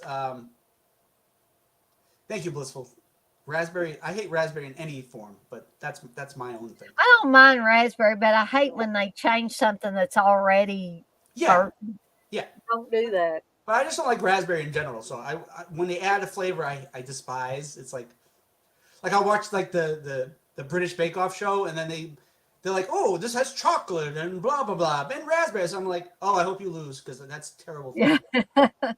I wouldn't eat that crap. That's what TJ's saying. That seems to be very popular, like in like British baking is like raspberry. I'm like, I like spearmint. She mentioned spearmint as spearmint. well. I love spearmint. Wintergreen. I like wintergreen. That's my favorite. I like wintergreen too, but I like spearmint above everything, even peppermint. All right, Burroughs and Parker are they come to this motel run by it's a bar motel or something. I think it's a bar, and Susan Tyrell is um, she's dressed like a biker chick, so it's like a biker bar. She's like a biker chick, but it's Susan Tyrell. She looks like she did in no, she doesn't do like she did in Crybaby. Never mind. Um, She does kind of certain looks she makes, and her hairstyle at times looks like when she whacked all her hair off on Butcher Baker Nightmare Maker. is that? I was thinking of that movie too, but she Yeah, has these fake like gummy, like it's mostly gums, but her like teeth are all like no teeth. yeah, Are it's rotted out. creepy. Yeah, so they're looking for Jerry Drumbeater. Um, we find out it's Vivian Wu, so they thought it was a man because they were ex-military. So they were like, "Oh, why you can't be?" Well, sorry, she's a woman and she was military. Um, um, Susan Tyrell ends up getting shot because he won't tell them where Drumbeater is, so they shoot her. Like, okay, that's a little drastic, but and I was watching, I was like, you don't have Susan Tyrell in here for 2 minutes and then kill her off. That's wrong. Yeah, Right. Obviously, she comes back later because we already spoiled that, or you did. It's your fault. Yeah, that, yeah. that she's I'll a take the vampire. blame Right. for that one. So I forget what they're. I guess they're hunters, and they're looking for game. They're hunting like rare animals, like black bear and grizzlies, which are endangered species. At least Hmm. they were in 1994, 95. Um, so they need like a tracker. She's like a tracker, a guide to. So um, they sort of. She's like, I don't want to do this for you, and they're like, they realize she has the Purple Heart for bravery, so they're like, and I think he's a Burrow Ironside is like a sergeant or he's like the highest ranking. Yeah. He's a sergeant or whatever, and he's like soldier. This is a mission, and I'm your ranking. I'm your higher ranking officer, and you have to help us out. And she's like, okay, sir, I'll help you out. So she takes them to this old shack area that's sort of like it's not used much. She mentions the kids would come here and play here and whatever. Um, she turns on the generator, and at first they're like, "Oh, it's dark and we can't see anything." So she's like, "I'm putting on the generator," and she's like one step ahead of them and everything. And they go inside one of the cabins. I forget. Does Ironside he goes out and he's looking for like the animals that he's doing some hunting. Parker is back with Jerry Drumbeater, and he's sort of coming on to her, and Hmm. we find out that her and Susan Tyrell were in a relationship, and he's like, you know, how you feeling now that we killed your girlfriend? She's like, I like guys too. So Yeah. and he's like trying to force her to sort of have sex with him, and she's like, dude, calm down. You don't have to try so hard. I'm into it. All right. And then he's like, oh, I thought you were with her, and she's like, it's okay. I can do anything. I can do both things. It's like, okay, that's cool. She's very open to sexual experiences. That's cool. Um, um, then my Ironside shows up with the head of a grizzly bear, and he's like, somebody's already here before us. And they go to this back room where Ironside has found these sort of they're bloody sacks, but they're vampires which are sleeping. Hmm. And she tells the story. Drumbeater tells the story about how the kids were the first to come here because she's in on it. She knows about she basically set them up with the vampires. Right. For them to be food basically, and she's like, first the kids got infected, and then they brought it to the adults, and then the whole town was taken over by these vampires. Hmm. They see a little girl, and they're like, "What are you doing here?" And she turns around, and she's a vampire. It really, um, it's a little goofy, but the vampire face is pretty good. I think it's kind of scary. If the turn wasn't so goofy, I think it would have worked better. But it's pretty much straight laced. There's no real comedy in this. You have Susan Tyrell. You think, unless you're thinking of Butcher Baker, Nightmare Maker, I think most of her stuff is comedic. Like in Angel, she's funny, and Yeah. Yeah. I um, really liked her in Angel. yeah, she comes back, and I think she's in all three of them because Rory Calhoun. Wait, he's the one that played in Angel, the one who played the cowboy dude. Was that Rory Calhoun? It Or was that seems somebody like else? it was. I think it was. Anyway, he had died by the third one. I think. I think they bring him back in the second one. But anyway, so yeah, so everybody in the town is a vampire. Earlier on when Burroughs, Michael Ironside convinces Drumbeater to go with them and track for them, he tells them how she was at she was in the same unit that he was in, and he had sent. It was during Hiroshima that he was it Hiroshima, I think, or something like that, or Vietnam. No, Vietnam War. He was in the. Yeah. They were both in the Vietnam War in the same unit or whatever, and he had sent um, the enemy to be destroyed by some kind of atomic bomb or whatever. So later on, when she reveals that she was he didn't he didn't um, bomb his own. He didn't bomb the enemy. He bombed his own men by mistake. Yeah. And she was infected from the radiation, so her blood is poison to the vampires. So Right. even though she was helping them, she says, I couldn't be turned into a vampire and live with them because of what you did. So she's sort of getting revenge for what happened to her and her troops, her troop and whatever. Um, and earlier on, she's trying to convince Parker to kill Burroughs so they can take all of the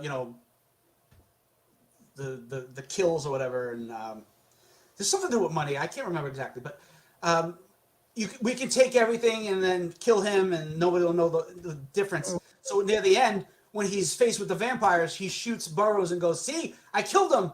So now I'm on your side." And she's like, "Screw you, man." Yeah, right. She should have said that. She's like, "Screw you." She's basically, "Screw you, dude.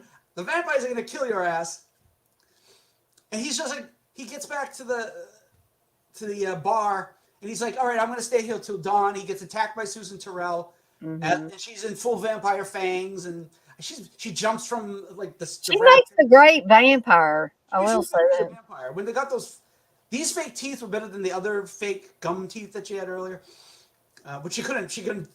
In the beginning, she's like, you could. She's mumbling because of the teeth, but it works for the character because she's supposed to have bad teeth.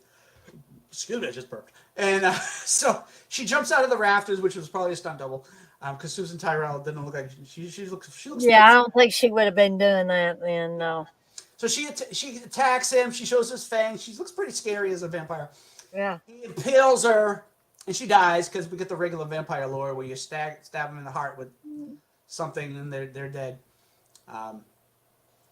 Drumbeater has brought the zombies there to kill him, and he's like, "It's gonna be light soon," and he's like, "Why is it still dark?" And she goes, "This is Alaska, bitch." Right. That's why I mentioned 30 Days a Night, because they're like, "Sorry, it's gonna be dark for the next You're screwed. 2 months." So he's screwed. Yeah. And obviously we hear the screams, and it ends, and we know obviously that he's dead. And haha. I mean, I guess I liked half of it, the vampire part of it, but the other interaction with the characters, So from not. when they see the vampires in the room they're on, you felt better about the episode? Yeah, I love that, and I think somebody should have had Susan Terrell play a vampire in a feature length movie. I think that would have been awesome. She didn't ever play a vampire in a whole movie, did she? No. I think she would have been perfect. She was in a vampire movie, Rockula, but that's a different story. Oh, right. Yeah. That's one of my favorite movies. That's like it's a guilty pleasure movie. It's fun. Anyway. Um, wait a minute. Did they stop making Big Red chewing gum? I'm just reading this, and the Super Batman Nerd says he misses Big Red chewing gum, and Blissful said me too. And Super Batman Nerd's giving me an idea for movie munchies: zombie fried chicken fingers, and I could cover them with Fuego or Nitro Takis. I've had those things. They're good. And Blissful says, "Thank you to you, TJ, for calling it a war instead of a conflict." Oh, okay.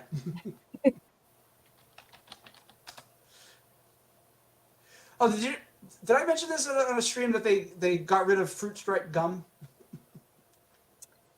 I think you did. Somebody mentioned it. Yeah, people are selling a pack, $50 a pack on eBay.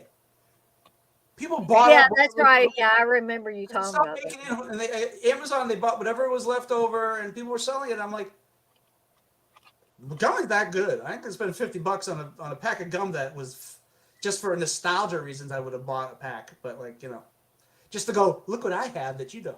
But other than Yeah. that, I ain't spending that money. Fuck, screw that. Blissel says, I don't think Minnie will miss it. LOL. No. You talking about the fruit stripe gum, Or Blissel? big. Evidently, they like her and Super Batman. Are like Big Red. I always love Big Red. Big Red. I got to tell this story real quick while TJ's looking that up.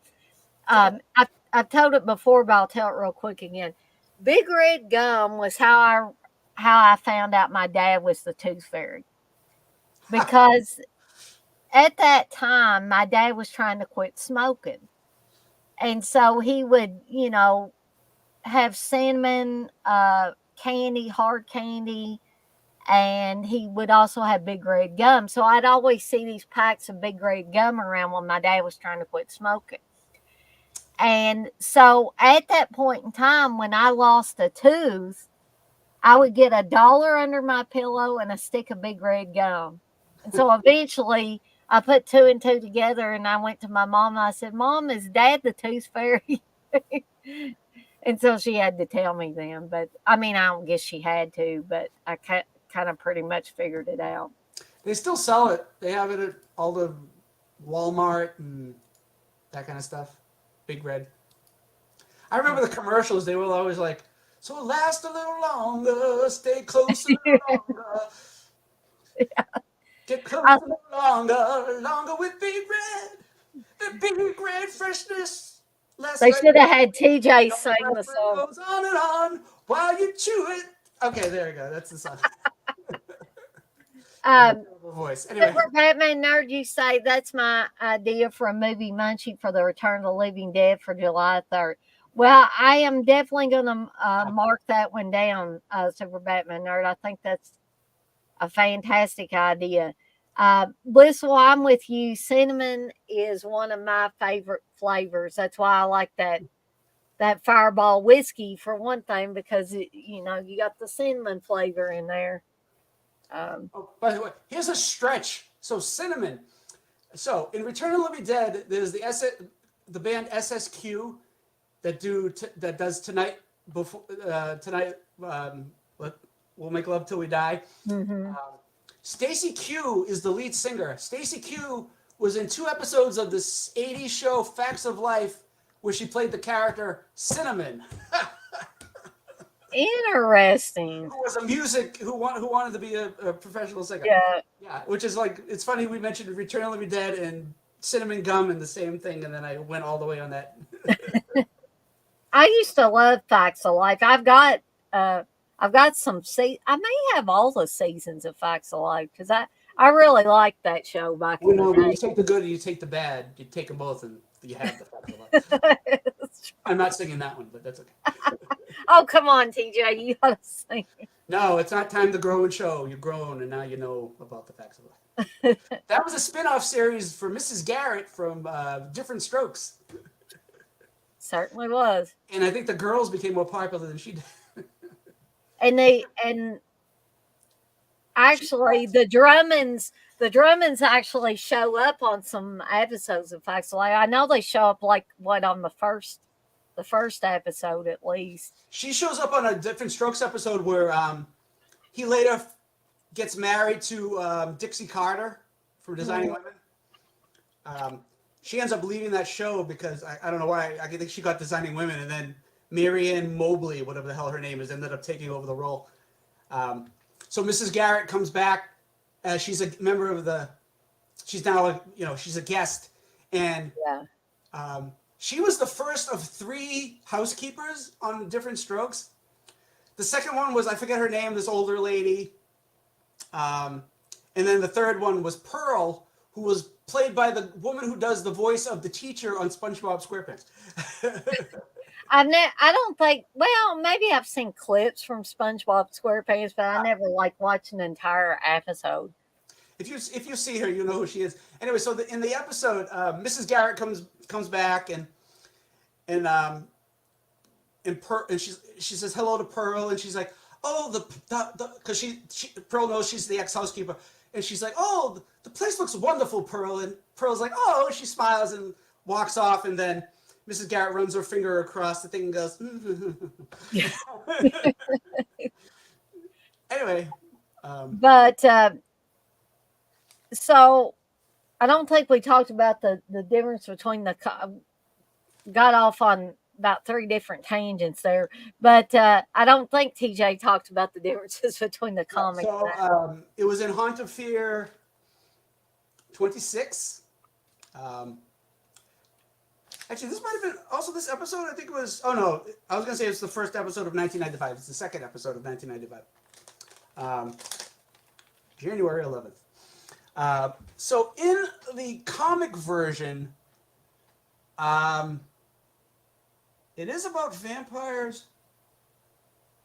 No, I can't remember. Damn it. See, I went from Big Red to forgetting what the episode is. What was this? Oh, okay. Damn it, now I can't remember.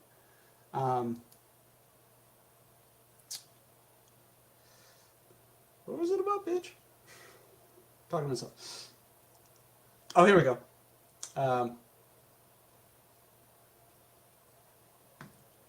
Yeah, so some guy is on an expedition. He ends up his partners end up dying. I forget how.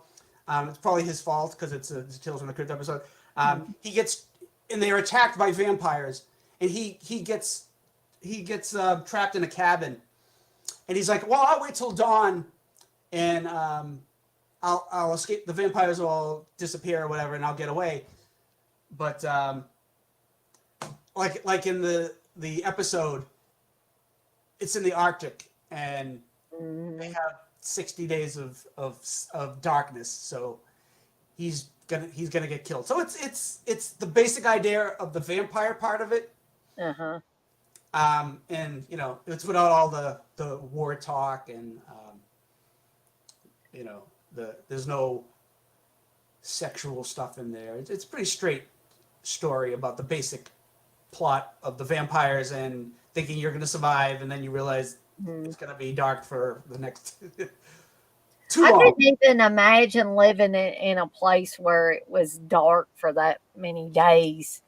I think I'd lose my mind. I think it's the opposite too, where it's daylight for like a consecutive, like that would just screw you up completely. Yeah, it would. Yeah, shift, and I would like work all night, and then I sleep during the day, and like if I saw daylight, I would be all screwed up because I'd be like, my brain is messed up and everything's off right now. Yeah, and I have enough trouble sleeping, so anything that would mess with that would be that much worse. So yep, that's that episode. Moving on to 99 and 44%, 44% pure horror. It's such a mouthful, this title. Yeah, I don't know. I would have thought that they maybe would have tried to condense that a little bit, because that's the original title of the comic story. No changes there. And this one fits both stories, so that's good. But I did like this one. I like what happens to one of the characters, especially at the end. I think that's like one of those good, oh, you deserve this after what happens. And it's got my man Bruce Davison in it. I love Bruce Davison. Although he was really good in this, but I almost feel like they didn't give him quite enough to do in this. But maybe that's just also the wife. It's her story. Yeah. For the most part. But his character is so much better than hers. Well, But the nice guy is the one you're not supposed to don't like them in these stories because they're not going to last that long. Yeah, exactly. But on the other side of the coin, I will say that Bruce Davidson's character, and it was probably written that way, that he was basically henpecked. He did, he let his wife talk to him any way she wanted to, and the only time he really stands up for himself is somewhere towards the end, and we're going to find out where that gets him. But anyway, I'm going to turn it over to TJ to start talking about this, and I'm going to go grab me a little sugar, and I'll be right back. Okay. So we have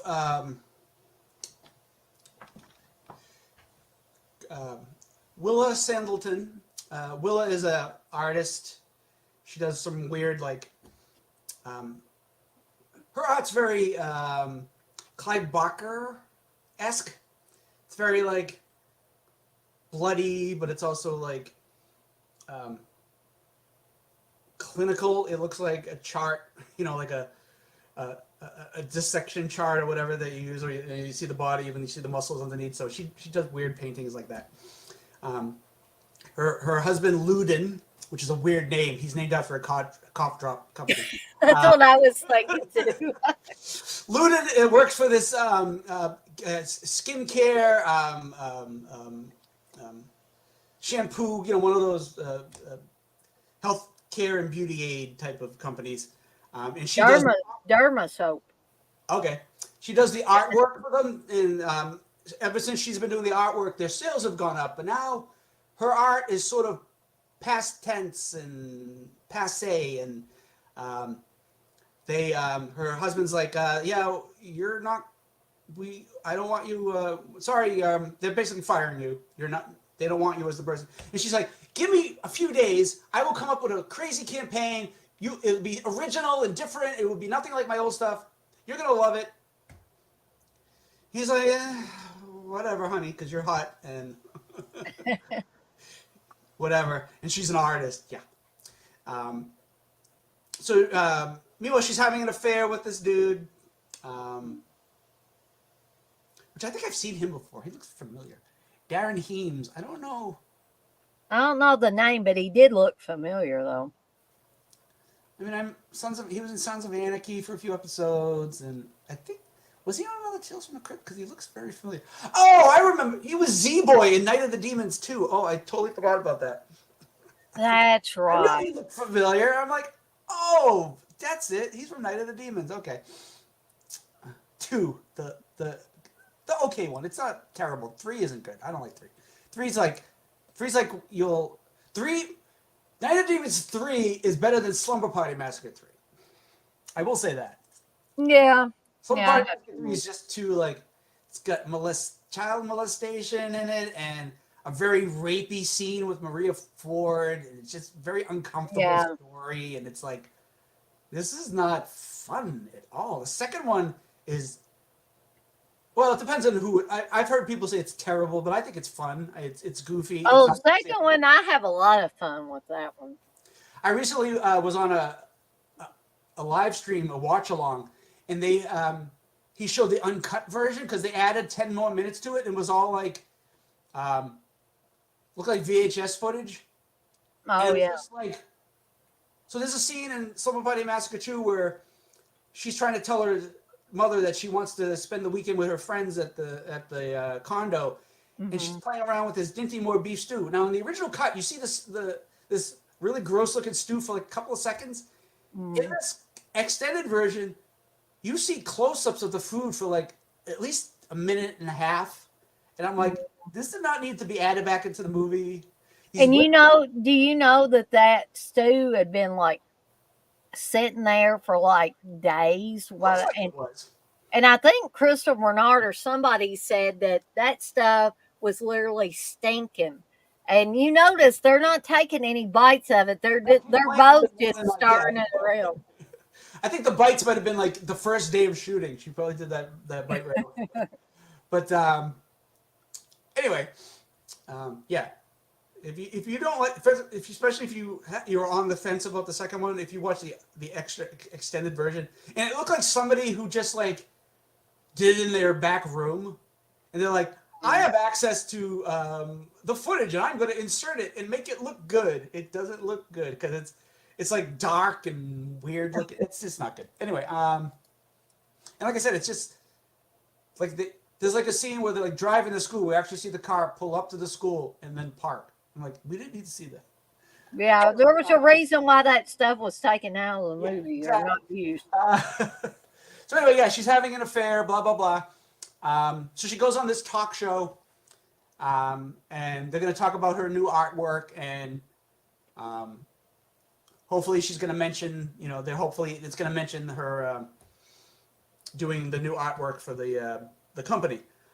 So there's this artist on there, and the talk show host is more concentrating on him than her. She's kind of saying, yeah, you're kind of over the hill with your artistry. They don't want your stuff anymore, and it's like, whew, what a bitch. She's played by Kelly Caulfield, and I was like, hey, from In Living Color, I know her. She was one of the few white people on Yeah. In Living Color. It was her and Jim Carrey, I think, were the only. Not that I'm just saying that she was the only white girl on the first few seasons of the. And in fact, they sort of started taking her out of the sketches, and she wasn't in them that much. And I'm like, she was funny. I don't know why you were. Yeah. Actually, that show, I love that show. The one thing I didn't like is I liked their sister, Kim Waynes, but they started like, I don't know, maybe she wanted to do other stuff, but like she wasn't in them as much. And even when they went to movies, like the first Scary Movie, I think she's supposed to be, I think her scenes were cut, and I'm like, she's good. Why cut her? I'm like, right. Anyway, that was my biggest complaint. I love Kim Waynes, and anytime I can talk about Kim Waynes, I will tell about how much I love her. Anyway, so anyway, yeah, and then so yeah, she's on a talk show. She's kind of doesn't really get to talk about anything else except the fact that she's not the new thing anymore, and that I think that she's implied that she really wasn't that great an artist to begin with. It's like, oh, okay. So at the end, after they go off air, the talk show host is no longer smiling. She's kind of bitchy. I'm like, wow, that's pretty good. And very un-PC. Yes.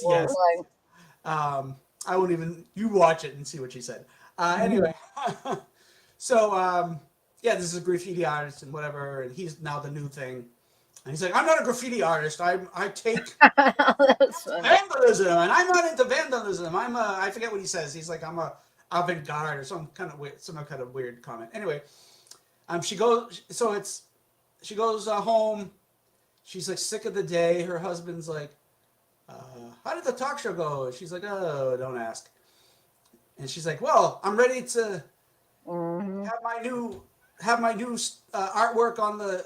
She's like, nope, they didn't care about your artwork. They don't want to have anything to do with it.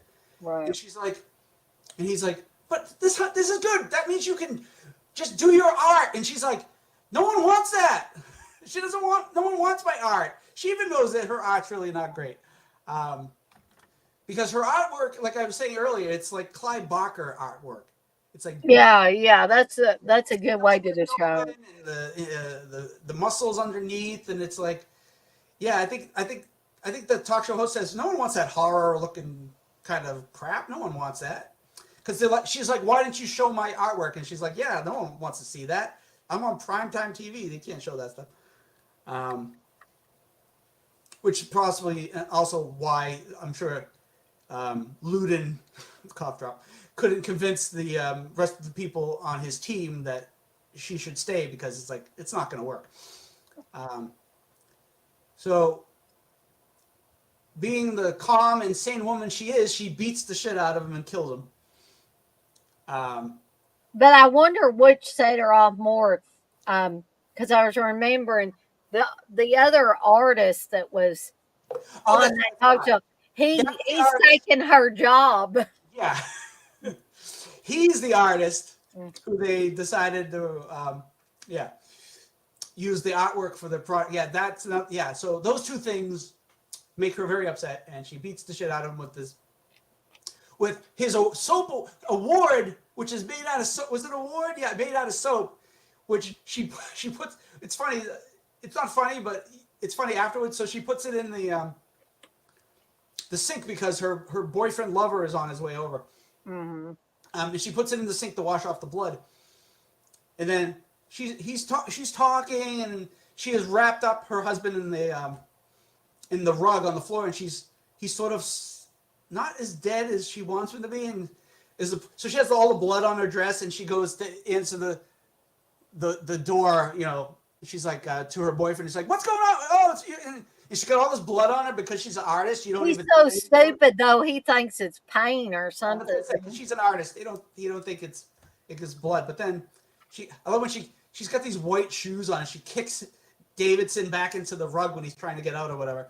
And all his shoes are bloody. And I'm like, if you're paying attention, you would notice that the shoes are now red. But you know, this guy's sort of just like the goofy young dude who she's having sex with. Yeah. I like earlier where she's having sex at the beginning and she's done with him, and he's like, I'm not even finished. And she goes, well, go into the bathroom for a couple of minutes and yeah, exactly. You were gonna do earlier, and just she's the ultimate bitch. She don't care about anyone. Like had it with everybody at that point. So anyway, he helps her get like the rug into her car and whatever, and she sort of leaves him in the lurch, and she brings his body to the place where the factory where they make this, because he like I said, he makes health and beauty aids, so he makes soap and stuff like that. And she takes the body there because she's gonna use the equipment to what she does is she throws his body into the vat of soap product, and I guess it mushes him up and disintegrates him into the soap, so he becomes part of the soap. And the machine makes soap, and that's what she does with the body. And she finds this little container, and she throws all the pieces of her husband in the and the soap has got red bloody strips. Yeah, it's like pink and white. It's this weird design and stuff like that. So actually earlier in the episode, he's watching a video of the process of making the soap, and he's talking about how he only uses natural products. He doesn't use anything from animals because body acids, you don't want the acids in the body on your skin, he basically says. And that's why they use all natural stuff. And the catalyst to her doing new artwork is because he's like, well, I need a second part of that commercial. Anyway, that was that part. So anyway, we come to the soap thing. She takes the soap home. She's like looking at it, and she's like, oh, whatever. And she throws the soap she dumps it into the sink. Oh, and that reminded me too of earlier when I said she threw the bloody soap that she beat her husband over the head with. When the boyfriend goes in there, all he comes out with is a strap because she had left the water on, so that all that soap had melted away. Which is like, that's perfect. That you got rid of the murder weapon. Yep. That was the first thing, and then she gets rid of the body and the soap. So it's like she came up with a perfect plan. I mean, no one's going to be testing the soap for body DNA or anything like that. No one's going to know that she brought the body there. So she thinks she's out of the woods, and she's going to just, because earlier on I keep forgetting all this stuff. She asked him for a divorce, and he says, "Well, I have these pictures of you having sex with this dude." Yeah. So that ain't happening. So that's the third catalyst to her killing him, is because she's not going to get half. Because she's like, she's not bad. She's like, I'm only going to take half. Like, oh, that's nice of you. Thanks a lot. You conniving bitch. You're cheating on him, and you did. And she says, "I never married you because I loved you. It was just for the money." So yeah. Anyway, back to the present. She wants to take a shower, to get all that blood and everything off of her, and she's out of soap. And she's like, "Well, you always wanted to take a shower with me," and she starts using the soap to take a shower. And things are fine, and then you hear like a voiceover of Peter Davidson. That's the guy from Doctor Who.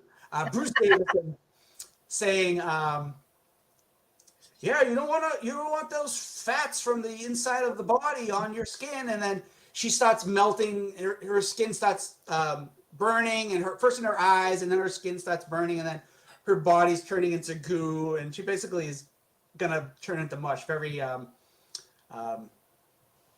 with a Carol Monroe movie with the girl in the bathtub. What was that? You know the one.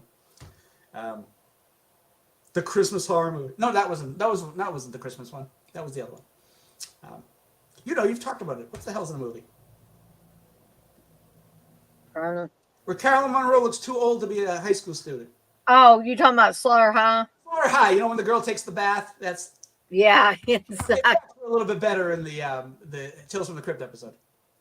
Yeah, and she basically she gets her comeuppance with the what she reaped what she sowed, basically. Yep.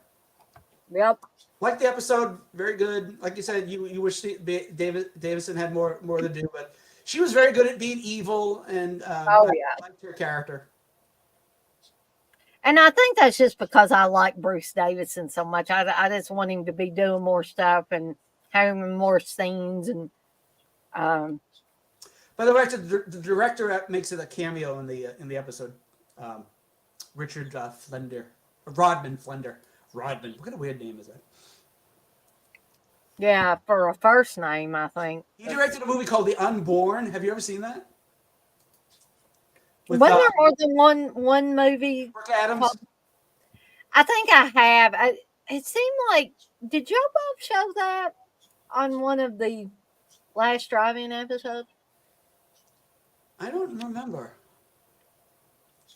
I know I've seen it. It's got James Cameron in it, and yeah. I forgot Kathy Griffin is in that. That's her. It's a That's horror. right. Very young Kathy Griffin. Like she doesn't even look the same. But yeah, I like this episode too, very very much so. Which we'll let TJ talk about the differences between the comic and the episode. I mean, there's a sexy shower scene, but you don't see it. She doesn't get nude. You just see it's very Psycho, where you see her belly and her legs. I mean, the parts they showed were pretty good, I think. Was she having an affair? I figure she probably was in the comic. In the comic, there was no wife. Oh, no wife. Okay. I was talking about the girl taking a shower. I wasn't talking about in the episode. In the TV in the comic book version, there was a Vault of Horror number 23. I forget what happens. I know it ends sort of the same. Actually, the difference in the ending is it's not the soap that it's a guy. He kills his partner or whatever, something like that. One of those stories. He kills his partner, and the soap doesn't burn him or scar him. The soap gets caught in the drain of the shower, and the shower fills up and drowns him. Oh, okay. So it's I forget the story for the setup and everything like that, but I think it was one of those partners in a company or whatever, something like that, and he kills the partner because he wants all the money or whatever from the company. One of those stories. Not that it wasn't interesting. I don't remember it off the top of my head, but right. But it was a totally different setup and stuff like that. But it has sort of the same ending per se. It's not exactly the same ending, but no. But then again, it's like how many people have those showers that are like a glass shower that fill up with water? I mean, how many times does that happen? I almost think that Steve has talked about, speaking of showers, we've got a bathtub and the shower head, and we've got a shower curtain. We don't have one of those enclosed showers. Yeah. And as many movies, of course, Psycho had the traditional, shower curtain and stuff. But I've seen so many horror movies where, not that I think blood's going to come out of the shower head or anything, but Yeah, I've seen so many movies where the water is just turned out scalding hot, and then they were in one of these enclosed showers and they had to break the glass or whatever to get out and all that. And I'm like, yeah. no, I don't think I want to get in one of those enclosed showers. Um, so even some horror movies and stuff scare me, stuff, simple stuff like that, not, you know, monsters and There's one movie where it's sort of that setup where the woman's taking a shower and it's the water, it's a ghost thing, so the water turns scalding hot, and yeah, she sort of breaks out of um, the glass door, and this like this Final Destination Rube Goldberg thing happens, and then she ends up right. falling head first back into the shower where there's a big piece of jagged glass and it decapitates her. It's just so funny. It's supposed to, it's to me it was funny. Especially watching it out of context. If you it's called the Mirror 2. Mirrors 2. I don't know if Oh, you saw yeah, I don't think I've seen that. Mirrors has um, Kiefer Sutherland in it, Hmm. um, Amy Smart. Um, Um, it's got some good scenes. It's one of those Japanese or Korean horror movie remakes, um, where they take the best parts of it and then they make it into the movie, and then it's not necessarily as good as the Japanese version. hmm. Well, they never are. They, Yeah, but um, yeah. which brings us to this final episode. Oh boy, I think me and TJ are going to be on the exact same page with this one. Oh, Because even episode. though this had Sherilyn Fenn and John Lithgow's in it, Isabella Rossellini's in it, and freaking Humphrey Bogart is in it. Yeah, Humphrey Bogart is in this, I guess. Yeah, I get. And this one was freaking directed by Robert Zemeckis, which makes that even worse. It's like he did Who Framed Roger Rabbit and said, "How can I do that on a Tales from the Crypt episode, but make it shitty?" Yeah, some he must have not got enough sleep the And I night can remember before this is or the something. time period where they were putting dead celebrities in commercials. Remember the Oh, time where they were yeah, taking scenes from Casablanca and whatever and putting them into a commercial, and it was like old footage. They did that. I think it might have been the early '90s. That might have been another reason this episode. I had totally forgotten about this episode, and then when I saw Humphrey Bogart's name come across the opening credits, I was like, wait a minute here. Um, they couldn't really have the Humphrey Bogart in He was here. dead. That's right. And but the way that they tried to, do this was just, oh, it was so terrible.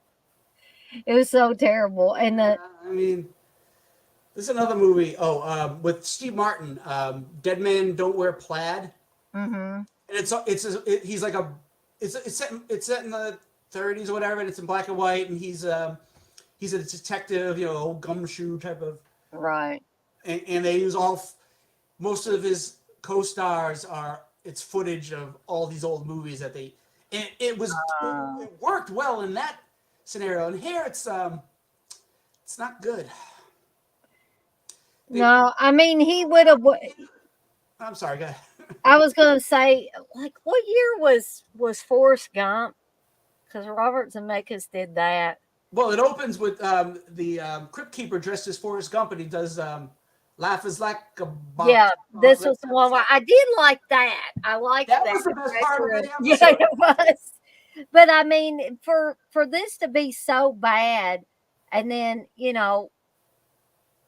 for Robert Zemeckis to do Forrest Gump, where you could tell that he wasn't really there with these people, but I think they did a better job with making it look like Tom Hanks was with these people from history Yeah, than they did trying to.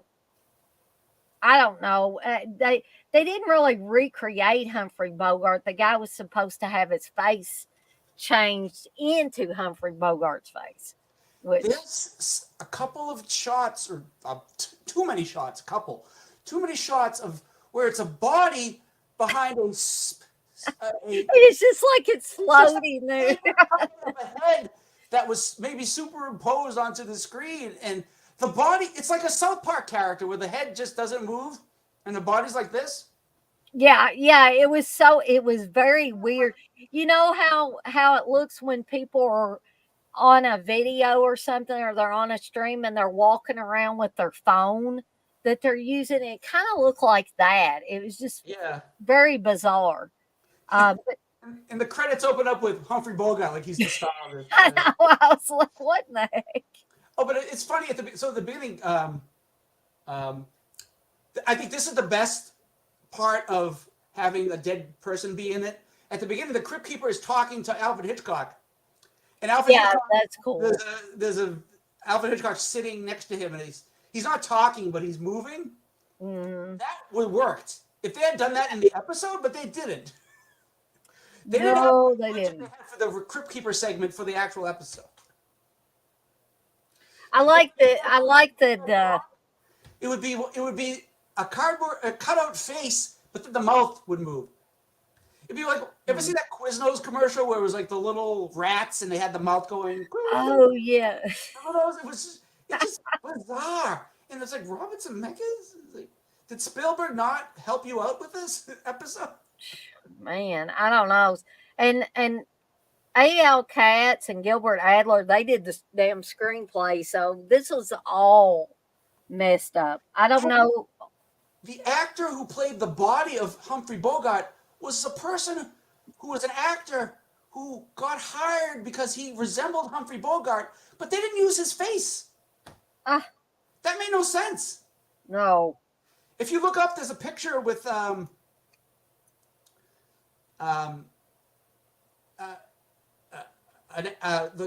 actor was Robert Sacchi.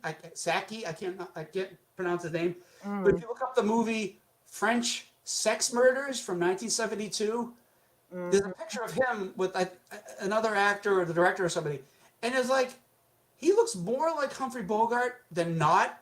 Why wouldn't you just have him use his own Exactly. voice? Why were you trying to do this And why would you hire somebody? fail? I don't know. Why would you hire somebody that looks similar to Humphrey Bogart and then just replace? Yeah, yeah. So yeah, that just it took me out of the episode, and I just was like, "Is this supposed to be a comedy?" Because it's a straight story if you pay attention to it, but with all these visual gags, because I was gagging how bad they were. It's just like, what? Should we talk about the episode? Yeah, we can talk about it real quick. I mean, the story's interesting. I just wish they had just done the story instead of trying to get fancy. So, yeah. So, it's not found footage, but it's shown through the eyes of the guy who's Humphrey Bogart, basically. So, a lot of the visuals are a little, not that I was, it's like an amusement ride where things are kind of moving weird, or like 3D where the red and green blue 3D kind of made you a little weird. That's just how it made you feel because you're seeing it in these weird lenses. So anyway, and the guy was literally in a movie called The Man with Humphrey Bogart's Face. Why didn't they just let him be Humphrey Bogart? Why did they? And the guy's doing, I guess, the impression of Humphrey Bogart, which is just kind of like, yeah, okay, like anybody can do, like, her sweetheart, like, but he's not doing the overly caricature version. He's trying to do a subtle version that's supposed to sound more like him. But anyway, so we have Lou Spinelli. I guess he's Italian. He's the head of this company. We see him in a board meeting, and he's talking about what we're going to do and how our company, and we're going to we're going to do some different stuff. We have Erica here, played by Sherilyn Finn, who's sort of not his assistant, but like she's like some kind of executive, like creator. And he's like, we're going to do this, and we're going to make even more money, and we're going to become even more famous and whatever. He gets a phone call from his wife, and he's like, and the wife is like, you sent your buddy over here, Oscar, to kill me. Well, I got the drop on him, and he's dead now, and I'm going to expose you. And we find out through the dialogue that Lou was he was like I don't know if he was in the mob, but he was like a thief and a murderer and a really bad guy. And he decided, I don't know if he was going to get caught or whatever. So he decided to get plastic surgery to make himself look different so he could, go off and get away. And he decided to get a face to look like Humphrey Bogart. I guess that was their setup in the story.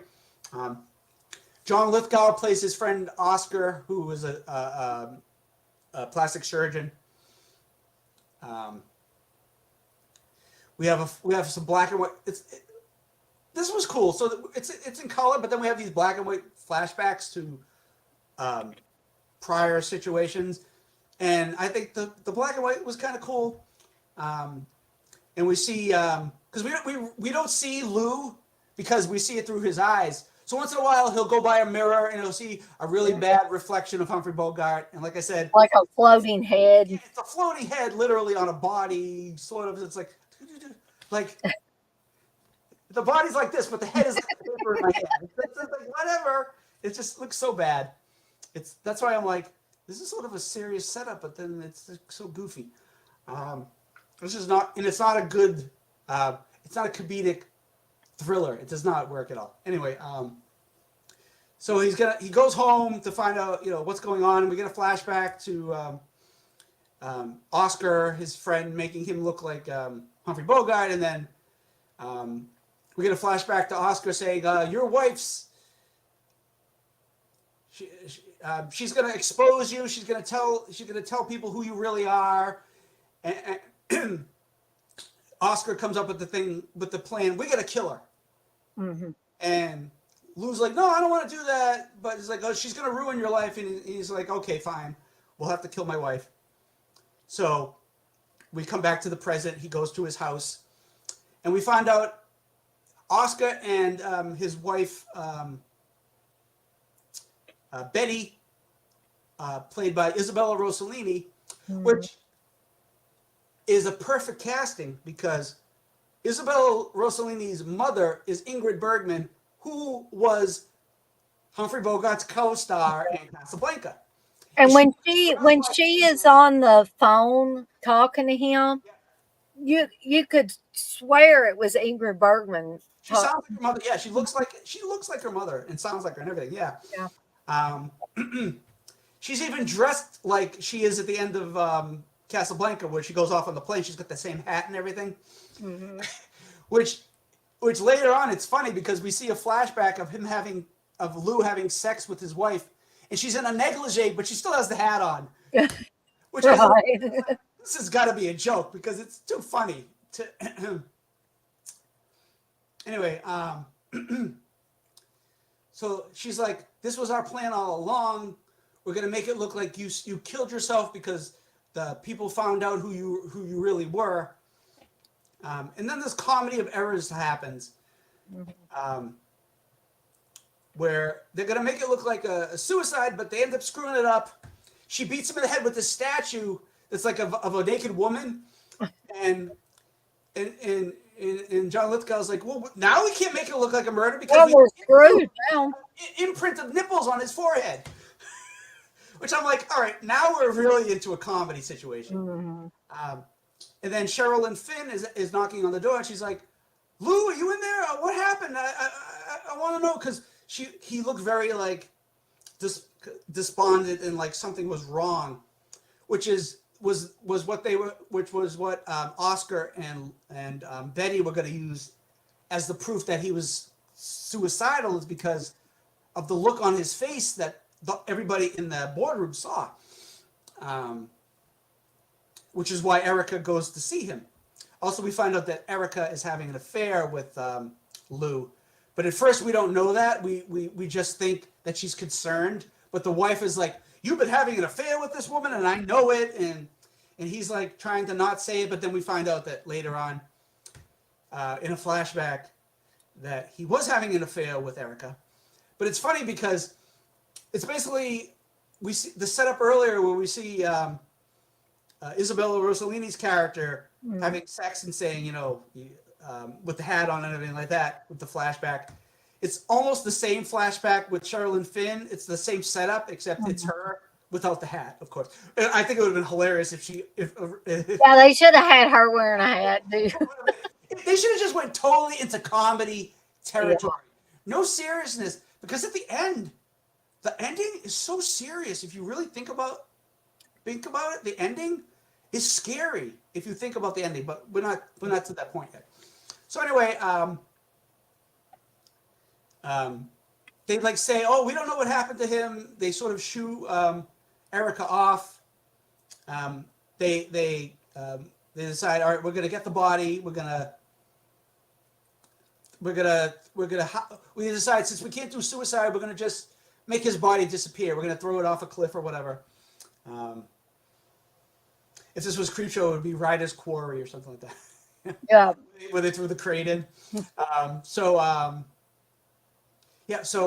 put him in the trunk.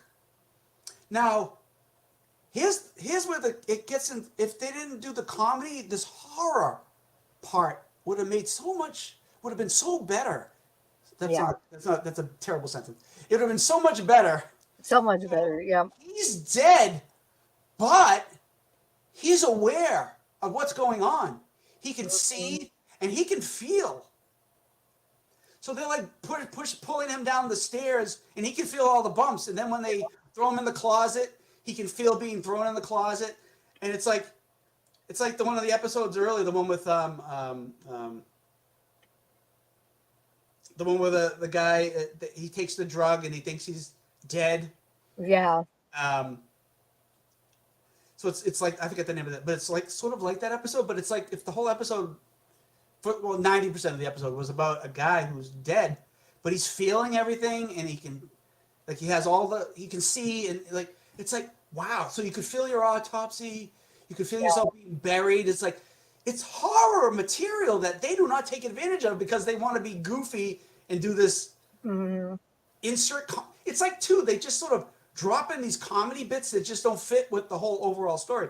Anyway, so they're gonna get rid of the body. We find out that Sherilyn Fenn is not stupid. She's brighter than you would think she is. So she's not played off goofy, but anyway, she has been following them because she knew something was wrong. But Isabella Rossellini, her character Betty, shoots her, kills her. And we hear Lou's voiceover where he's like, I loved her and she was great, but she was stupid because she ends up getting shot. she has one of those early 90s block cell phone things. So she has the gun and she's trying to call 911 and she gets one of those, this is 911, sorry, all our operators are busy. She said, what? And then she kind of looks away and she's messing with the phone, and then they get the drop on her and kill her. And that's when Lou goes, she wasn't smart. I'm like, yeah, I see that. She should not have took her eyes off of them with the gun. No. Whatever. But they end up shooting her, but the bullet goes through her, goes through the windshield, hits his body that's propped up, severs his spine. He falls over, falls onto the gear shift, runs them over and kills them. Yeah. And then we see eventually cops have come and we see their bodies sort of dead. Half of their bodies are, their legs are underneath the car, and they're all in their death poses. And he's like, well, my wife, she was a better shot than she realized, because she went right through the body, into the car, through my body, and it caused her to get killed. So it had this whole setup that, had to be some kind of weird intervention. And then, So everybody's dead, but like I said, he can still feel, and that's the ending where he's just sort of taken away and zipped up in a body bag, and that's the end of the episode. Yeah. So that's horrific. Yeah, that part is. They should have leaned into that whole part. Forget about the Humphrey Bogart crap. Forget about the little comedy bits. It wasn't even like dark comedy. It was just like goofy stuff that was happening. Yeah. And like, yeah. So I didn't really. I didn't like the episode because of they just didn't pull it off. It did not come out well. I think this is probably the worst episode for me yet. That's there've been some of them that I was kind of half and half on, but yeah, this one I agree with you, TJ. If they had stuck with the horrific elements and went in that direction, and if they wanted to make the guy look like Humphrey Bogart, just keep the guy's original face. Don't do all this goofy crap that they. Well, lean into the comedy. Make the whole thing funny. I mean, Yeah. like One I said, or the other. And at the end, also, he doesn't just get zipped up. He says in a voiceover, he basically says, "When you die, you're gonna go through this too." So it's like for the audience, it's like, "Oh shit." Yeah, that. But if they just either you stayed with the horror, made the horror the whole episode, or you just made a goofy comedy. Yeah. And made a better goofy comedy. And because the Isabella Rossellini thing was so amazing to do that. You have her who was her mother, who was in the movie. She looks and sounds like her mother. Use that. Make it all about that. I don't know. They tried to keep the idea of maybe the original story more, but it just I didn't. Yeah. I mean, anything else? It was one of those episodes that left me feeling empty because they literally could not. They could not decide what they wanted to do, and this was not one that worked as half comedy and half horror. They just didn't do it right. Yeah. So, yeah, me and TJ are in pretty much total agreement on that episode, but maybe there's a redeeming quality. Please tell me there's a redeeming quality that the comic was better laid out than this. Okay. The comic. So this was a Shock Suspense Stories 14. Which, by the way, when they spelled suspense stories, they use one S. So it's Shock Suspense Stories. Oh. It's not suspense stories. It's right. Suspense stories. Gotcha. Yeah. They're like, it fits better with one S. Mm-hmm. Like it looks better in the font, but yeah. Anyway, so in the episode, a guy decides he's going to go for a walk out in the night. It's a nice night. He comes across a guy who, an older guy, kind of a small guy, short, like a weird-looking guy. And the guy's like, "Do you have a light?" And sure, the guy who's we never see that. So they keep that idea where it's shown through someone's eyes. We don't actually see the person per se, but we see. So they kept that concept in the story. But anyway, so the guy who asked for the light was a hypnotist, and he hypnotizes this guy to kill his wife, who's having an affair. His wife is having an affair. He doesn't want to kill his wife. He wants to kill the man who she's having an affair with, but in front of her. Oh, so okay. She not only is, he stays married to her, and she loses the guy she's having an affair with. So he's doing it to really screw up his wife's brain, I guess. So he hypnotizes the guy to do the murder for him because he doesn't want to get caught for the murder. So the guy's like a professional hypnotist, like he's like a well-known hypnotist. And at first the guy's like fighting it because supposedly when you do you put a suggestion into someone's mind like that, if it's something against their moral code in reality, they won't do it. So he's like, oh, that's right. I can't get you to kill somebody, but I will pretend. Now this was in the 50s, so he's like, we'll pretend he's a communist, and that he's All right. trying to bring down America or whatever. And that's why he convinces the guy, all right, I'm going to hypnotize you to kill the guy because he's a bad guy and a communist and he has to be killed. So the guy's like, yes, I will do it. So he sneaks. So the guy sneaks into the guy's house, where the wife who's having the affair happens to be there at the same time. So it's a perfect setup for him to kill the guy in front of her.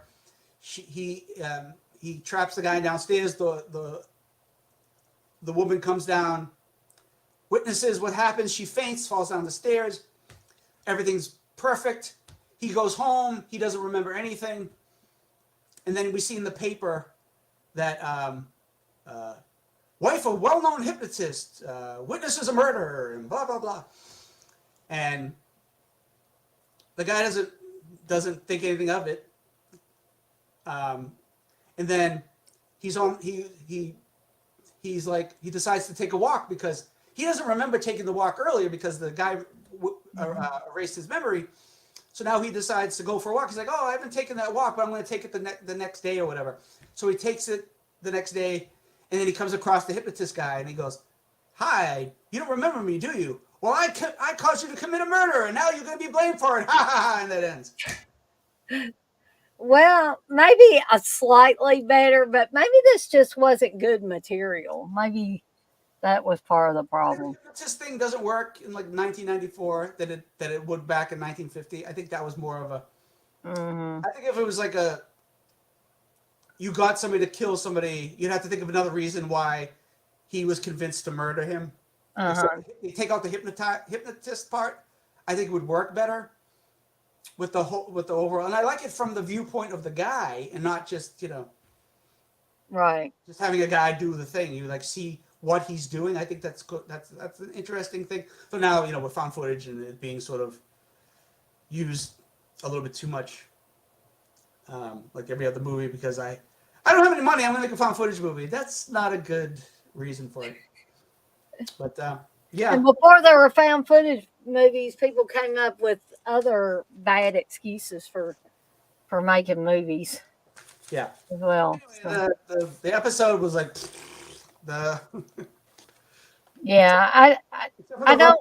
Isabella Rossellini part and maybe the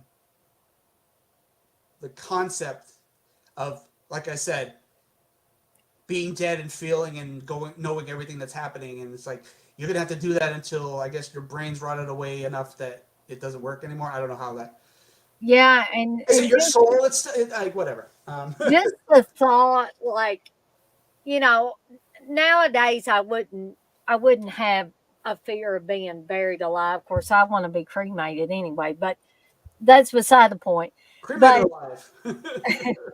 But being buried alive that's terrifying to me.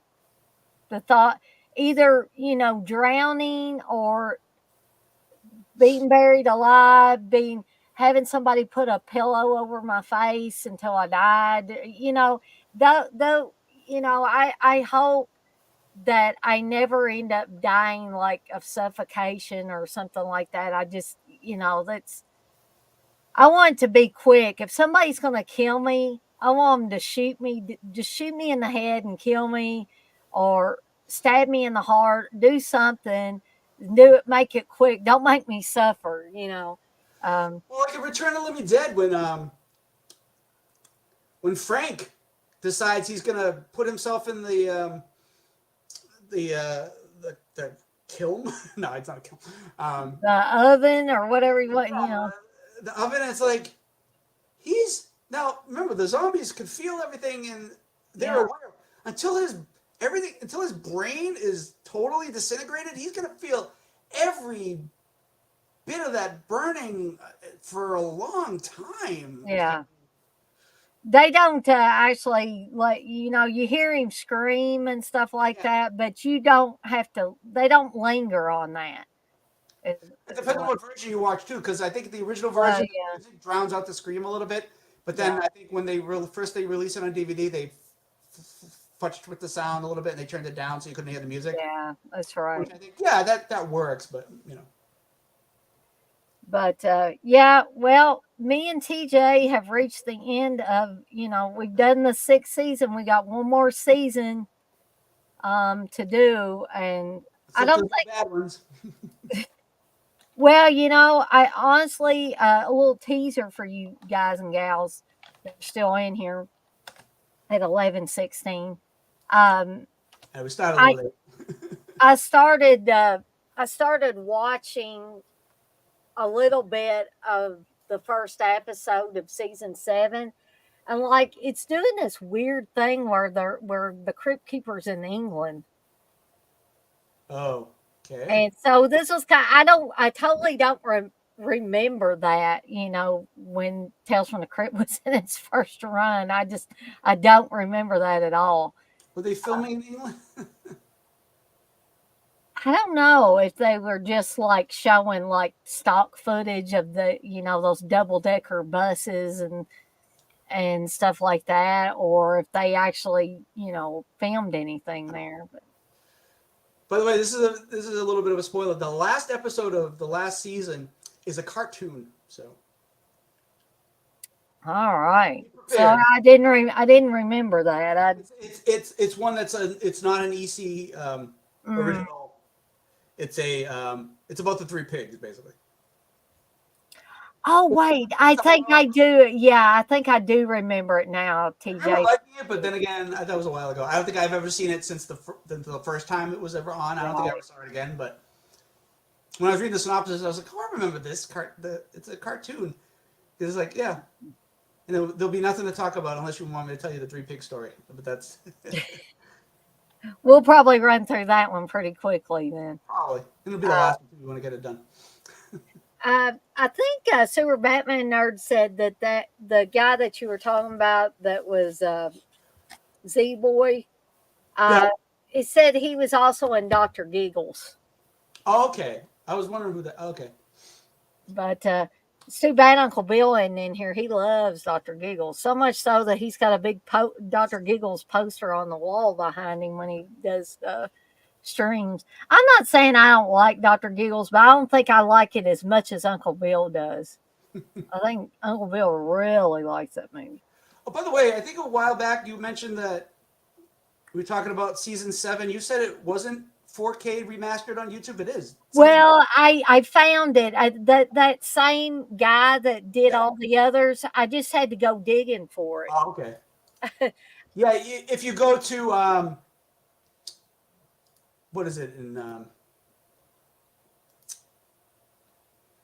if you go to someone's channel and you go to playlists, that's where I found it.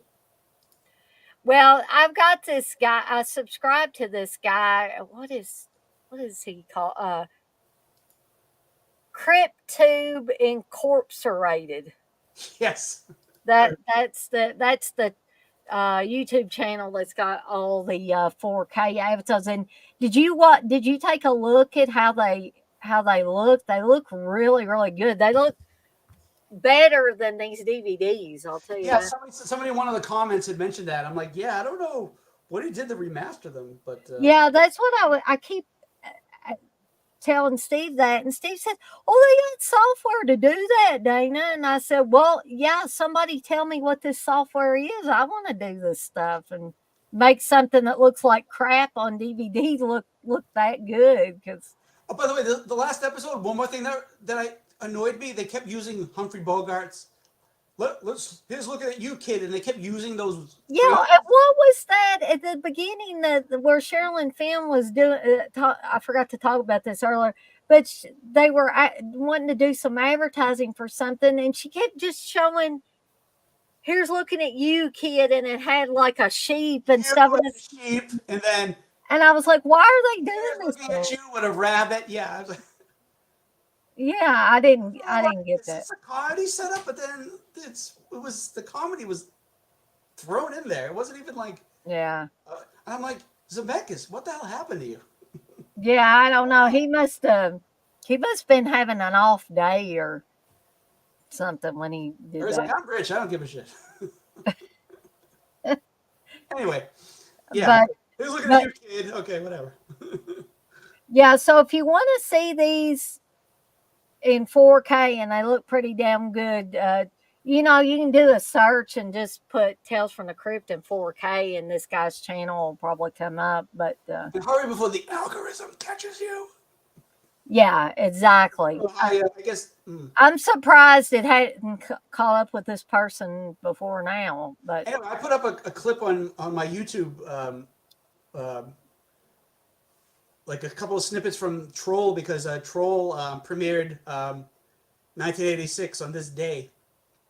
Um, did it get? no, not yet, and I'm wondering because it's got some music in it, and I'm like, because like I said, like I said, there's a way to change the pitch on sound that sort Yeah. of messes with the bots that are looking for the audio and whatever. But I Mhm. haven't figured out how to do that. But I only have like a little clip of the. Have you seen where people have taken like Charlie Brown Christmas at one time was on YouTube, but the film was flipped. So like all the credits were reversed and stuff like that. So they look like t-shirt transfers before you iron them on or something. Yeah, I think And yeah, people are using that to get around it. But then I think a lot of it now it's not the video, it's the audio that gets you taken. yeah, I think it's You more know the what? audio than I anything. mean, you can change the video just for the safe side, but for the most part, people get caught because of the music, and it's I like had to go I had to go back recently to one of my old streams I did where I was talking about those deep dives with rock bands and horror history. I had to go back to that again, and I had to take out just this whole chunk out of there because they didn't tell me they were going to slam me or anything, right? And it's not about money really or anything, but I take it out of there if they catch it because I don't want them zeroing in on me and like, oh, we got to really watch this girl because she's trying to do this. So I would rather stay under the radar. So that's why I do it, not because oh I can't get monetized. I don't even think about it half the time unless somebody gives me a super chat or super sticker, yeah. something like that, and then I'll thank them. But other than that, I don't like. I think I've gotten $60 or $70. I haven't even reached that $100 threshold Giving yet. Dana more money, eventually she'll get what do you get like 2% of that $100 when it finally hits. Probably they to the YouTube and everybody takes about half of it, so it's Yeah, I don't know how people who have reaction channels how they get away with music at all. Like even like they'll somebody did the Wizard of Oz recently, and I'm like, how do you get away with? And I sometimes don't it's know. like I said, the music is what gets caught, but it's like even if you do like half a second of a music stinger, that will get you taken down. It just depends on luck. It's luck. It's not. Some people are lucky. Like Mhm. even if you think it's somebody who's like, well, they get enough followers and they're making enough revenue that no, YouTube doesn't really care about that as much anymore. I just like some people just seem to be able to get away with the So, audio and some don't. That's why I was gonna do a whole channel. I was gonna do reaction stuff, and it's just like I did like a short one just to see how it would work, and it was up there for a few months, and then all of a sudden copyright claim or whatever, and I was like, oh yeah. shit, well, I'm not gonna do that again. Yeah, because I'm afraid eventually the copyright claims will turn into copyright strikes, and I just don't want to go down that You're that like, how do road. these other people get to do it and I don't? And Yeah, I don't know. followers or what, so it's not like I have that many on here. I mean, I don't know if it's like they didn't seem to catch anything in my stuff until, and I still don't have like I've got 723 subscribers now, but it seems like the as you start inching up there a little bit more, it's like they're watching you all of a sudden, and or maybe it's not YouTube, maybe it's whoever owns the copyright, and they're to the music or whatever is going around looking at this, because what the last one said is the person that owns this music or whatever wants to get the revenue for it, which, Oh yeah. yeah, that was the thing that it specifically said. They're already claiming revenue for this. So I guess they were scared I was going to be monetizing that video and I would get some of the revenue. But I'm not using the song to get revenue. That was just a reference point, but you can't even do. Yeah, but they assume anybody on YouTube is trying to make some money off of it. Well, that the guy who does Dead Beats, Mm-hmm. he's got 4 million followers, but he has trouble too with editing and copyrights and um, you know, he had some old videos that someone had claimed that were Mm-hmm. like a few years old, and it's like, well, I have the rights to those now. Now any money you make off of those videos is going to come to me, and it's like, well, he should just. He's like, I don't know if he took them down or not, but I'm like, that's what would be a reaction thing would be to take them down. But then they tell you, don't take things down because it ruins the algorithm. So it's like, well, if someone else is making money, why should I be letting them make money off of? Because you have like a Yeah. half a second clip in there, and it's like maybe a 10-minute video. It's like, yeah, half a second, you get to make all the money, and I get nothing. And it's like, I well, mean, if I was an asshole, I could do that very thing to CK, because I what no, here's what the thing was. I did a Eurocult show on my channel, and because I think Steve was sick during that time, and so he said, if you want to just get together with Dirk and Darren and just, he said, I don't give a shit about Blood Rage. And I think TJ, you asked me if that was a Eurocult movie, and I said no. We're yes, just, that was a wild card. But anyway, sometime after that, I got a notification from YouTube that somebody was using some of my content. oh, And so I was like, what in the heck? Who would want to use my content? So I looked, and Dead Pit Radio he had swiped that video from my channel and put it on theirs. And if CK hears this later, I'm not mad at him, but I was a little bit befuddled of why he would, I figure they're making whatever money they're making is, is fine. They do a lot of content, and they've got a lot more subscribers than I do. So I was just confused, I guess, as to why he wanted to take that video and put it on there. But then I just didn't think about it anymore. But it was just funny because I was like, who's taking my content? It's like, and flattering. yeah, but I've had like when Wayne, the Blissful's friend that I interviewed, uh, Uh-huh. Yep. it told me that somebody had taken my content there, and I was like, oh, who cares? I told Wayne he could do that and put it on his channel. It was the interview with him, so we had already discussed that. So I was just like, ignore on that kind of stuff. I'm not going to worry about that. But anyway, um, well, we've almost been on here for 3 hours, mostly because I've been yammering. But anyway, be sure to stop by if you can for Seductive Poison the Resurgence tomorrow night at 8 o'clock. I'll be doing the second and probably final episode of the Unnecessary Sequels.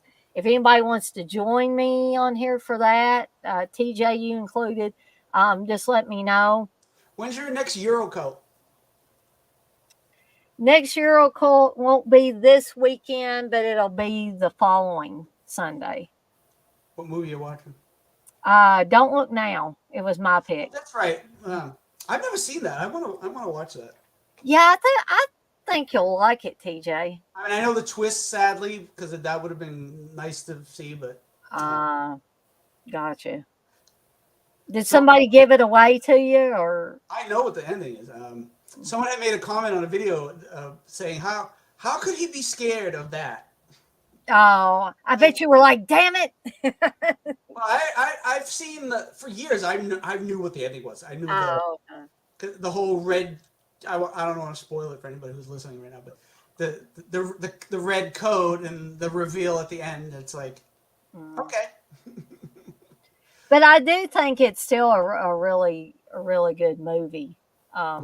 I know it's about his daughter dies and he thinks that she's come back somehow or she never And I died. believe that this was also the film that there were rumors that Donald Sutherland and Julie Christie, that there was real penetration in the sex scene. So I don't know. I'll leave that up to each individual viewer to. But that's not important to the movie. No. Yes, Wes, we are still live, but we're getting ready to get off here.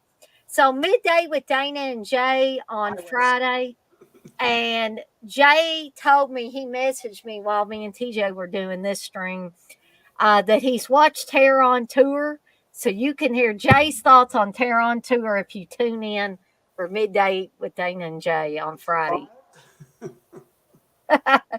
And then, I got the couple of watch alongs. I've got Misery on Saturday, 7 p.m. Eastern Time. Pretty Woman, we'll probably just have a bunch of ladies in here for that one. I'll be surprised if there are any guys. But Pretty Woman will be Sunday at 7. Originally called 3,000. Because that's how much money she was going to get for the time with him. Yeah, that was going to be the original title. She was on a talk show with when Steel Magnolias came out and they were doing press. I think it was Donahue, and she had mentioned, oh, they're like, oh, what are you doing? What's coming out? And she's like, oh, I just did this movie 3,000 with Richard Gere that's coming out. That was before they changed the title and made it Pretty Woman. I'm kind of glad they changed it to Pretty Woman. I don't know. I like that title. She was just it was they weren't going to fall in love. It was just going to be about her being a prostitute and. No, no, I don't think so. But I'm glad they changed it. Oh, good Lord, does that on purpose, of course. But and then movie munchies at around 3 p.m. Eastern Time on Sunday. For tune in to watch me make Annie Wilkes Misery Meatloaf and Rum Punch Cockadoodie cocktails. And again, I promise to not get inebriated during the stream. So, but I want to thank TJ for being on here with me tonight. And I'm sorry, TJ, that you thought I wasn't going to do a stream. I was a little confused at the beginning. Yeah, I was like, oh, is she? Oh, okay. Because it was the stream, and then you signed off, and I was like, are we done? Was that it? Sorry about that. I should have warned you about that in advance, and I didn't. That's fine. But I want to thank everybody for being in the chat tonight, and we'll be back hopefully next Wednesday at 8:30 p.m. Eastern Time, covering the first half of the 7th and final season of Tales from the Crypt. Use this damn show already. But we're going to get out of here. I'm going to try to get some rest and let TJ get some rest, and everybody in the chat hopefully can rest, because it's, for me, another work day tomorrow, and I'm sure everybody else has got things that they need to be doing. So we all need to get some sleep. So bye for now. See you next time. Later.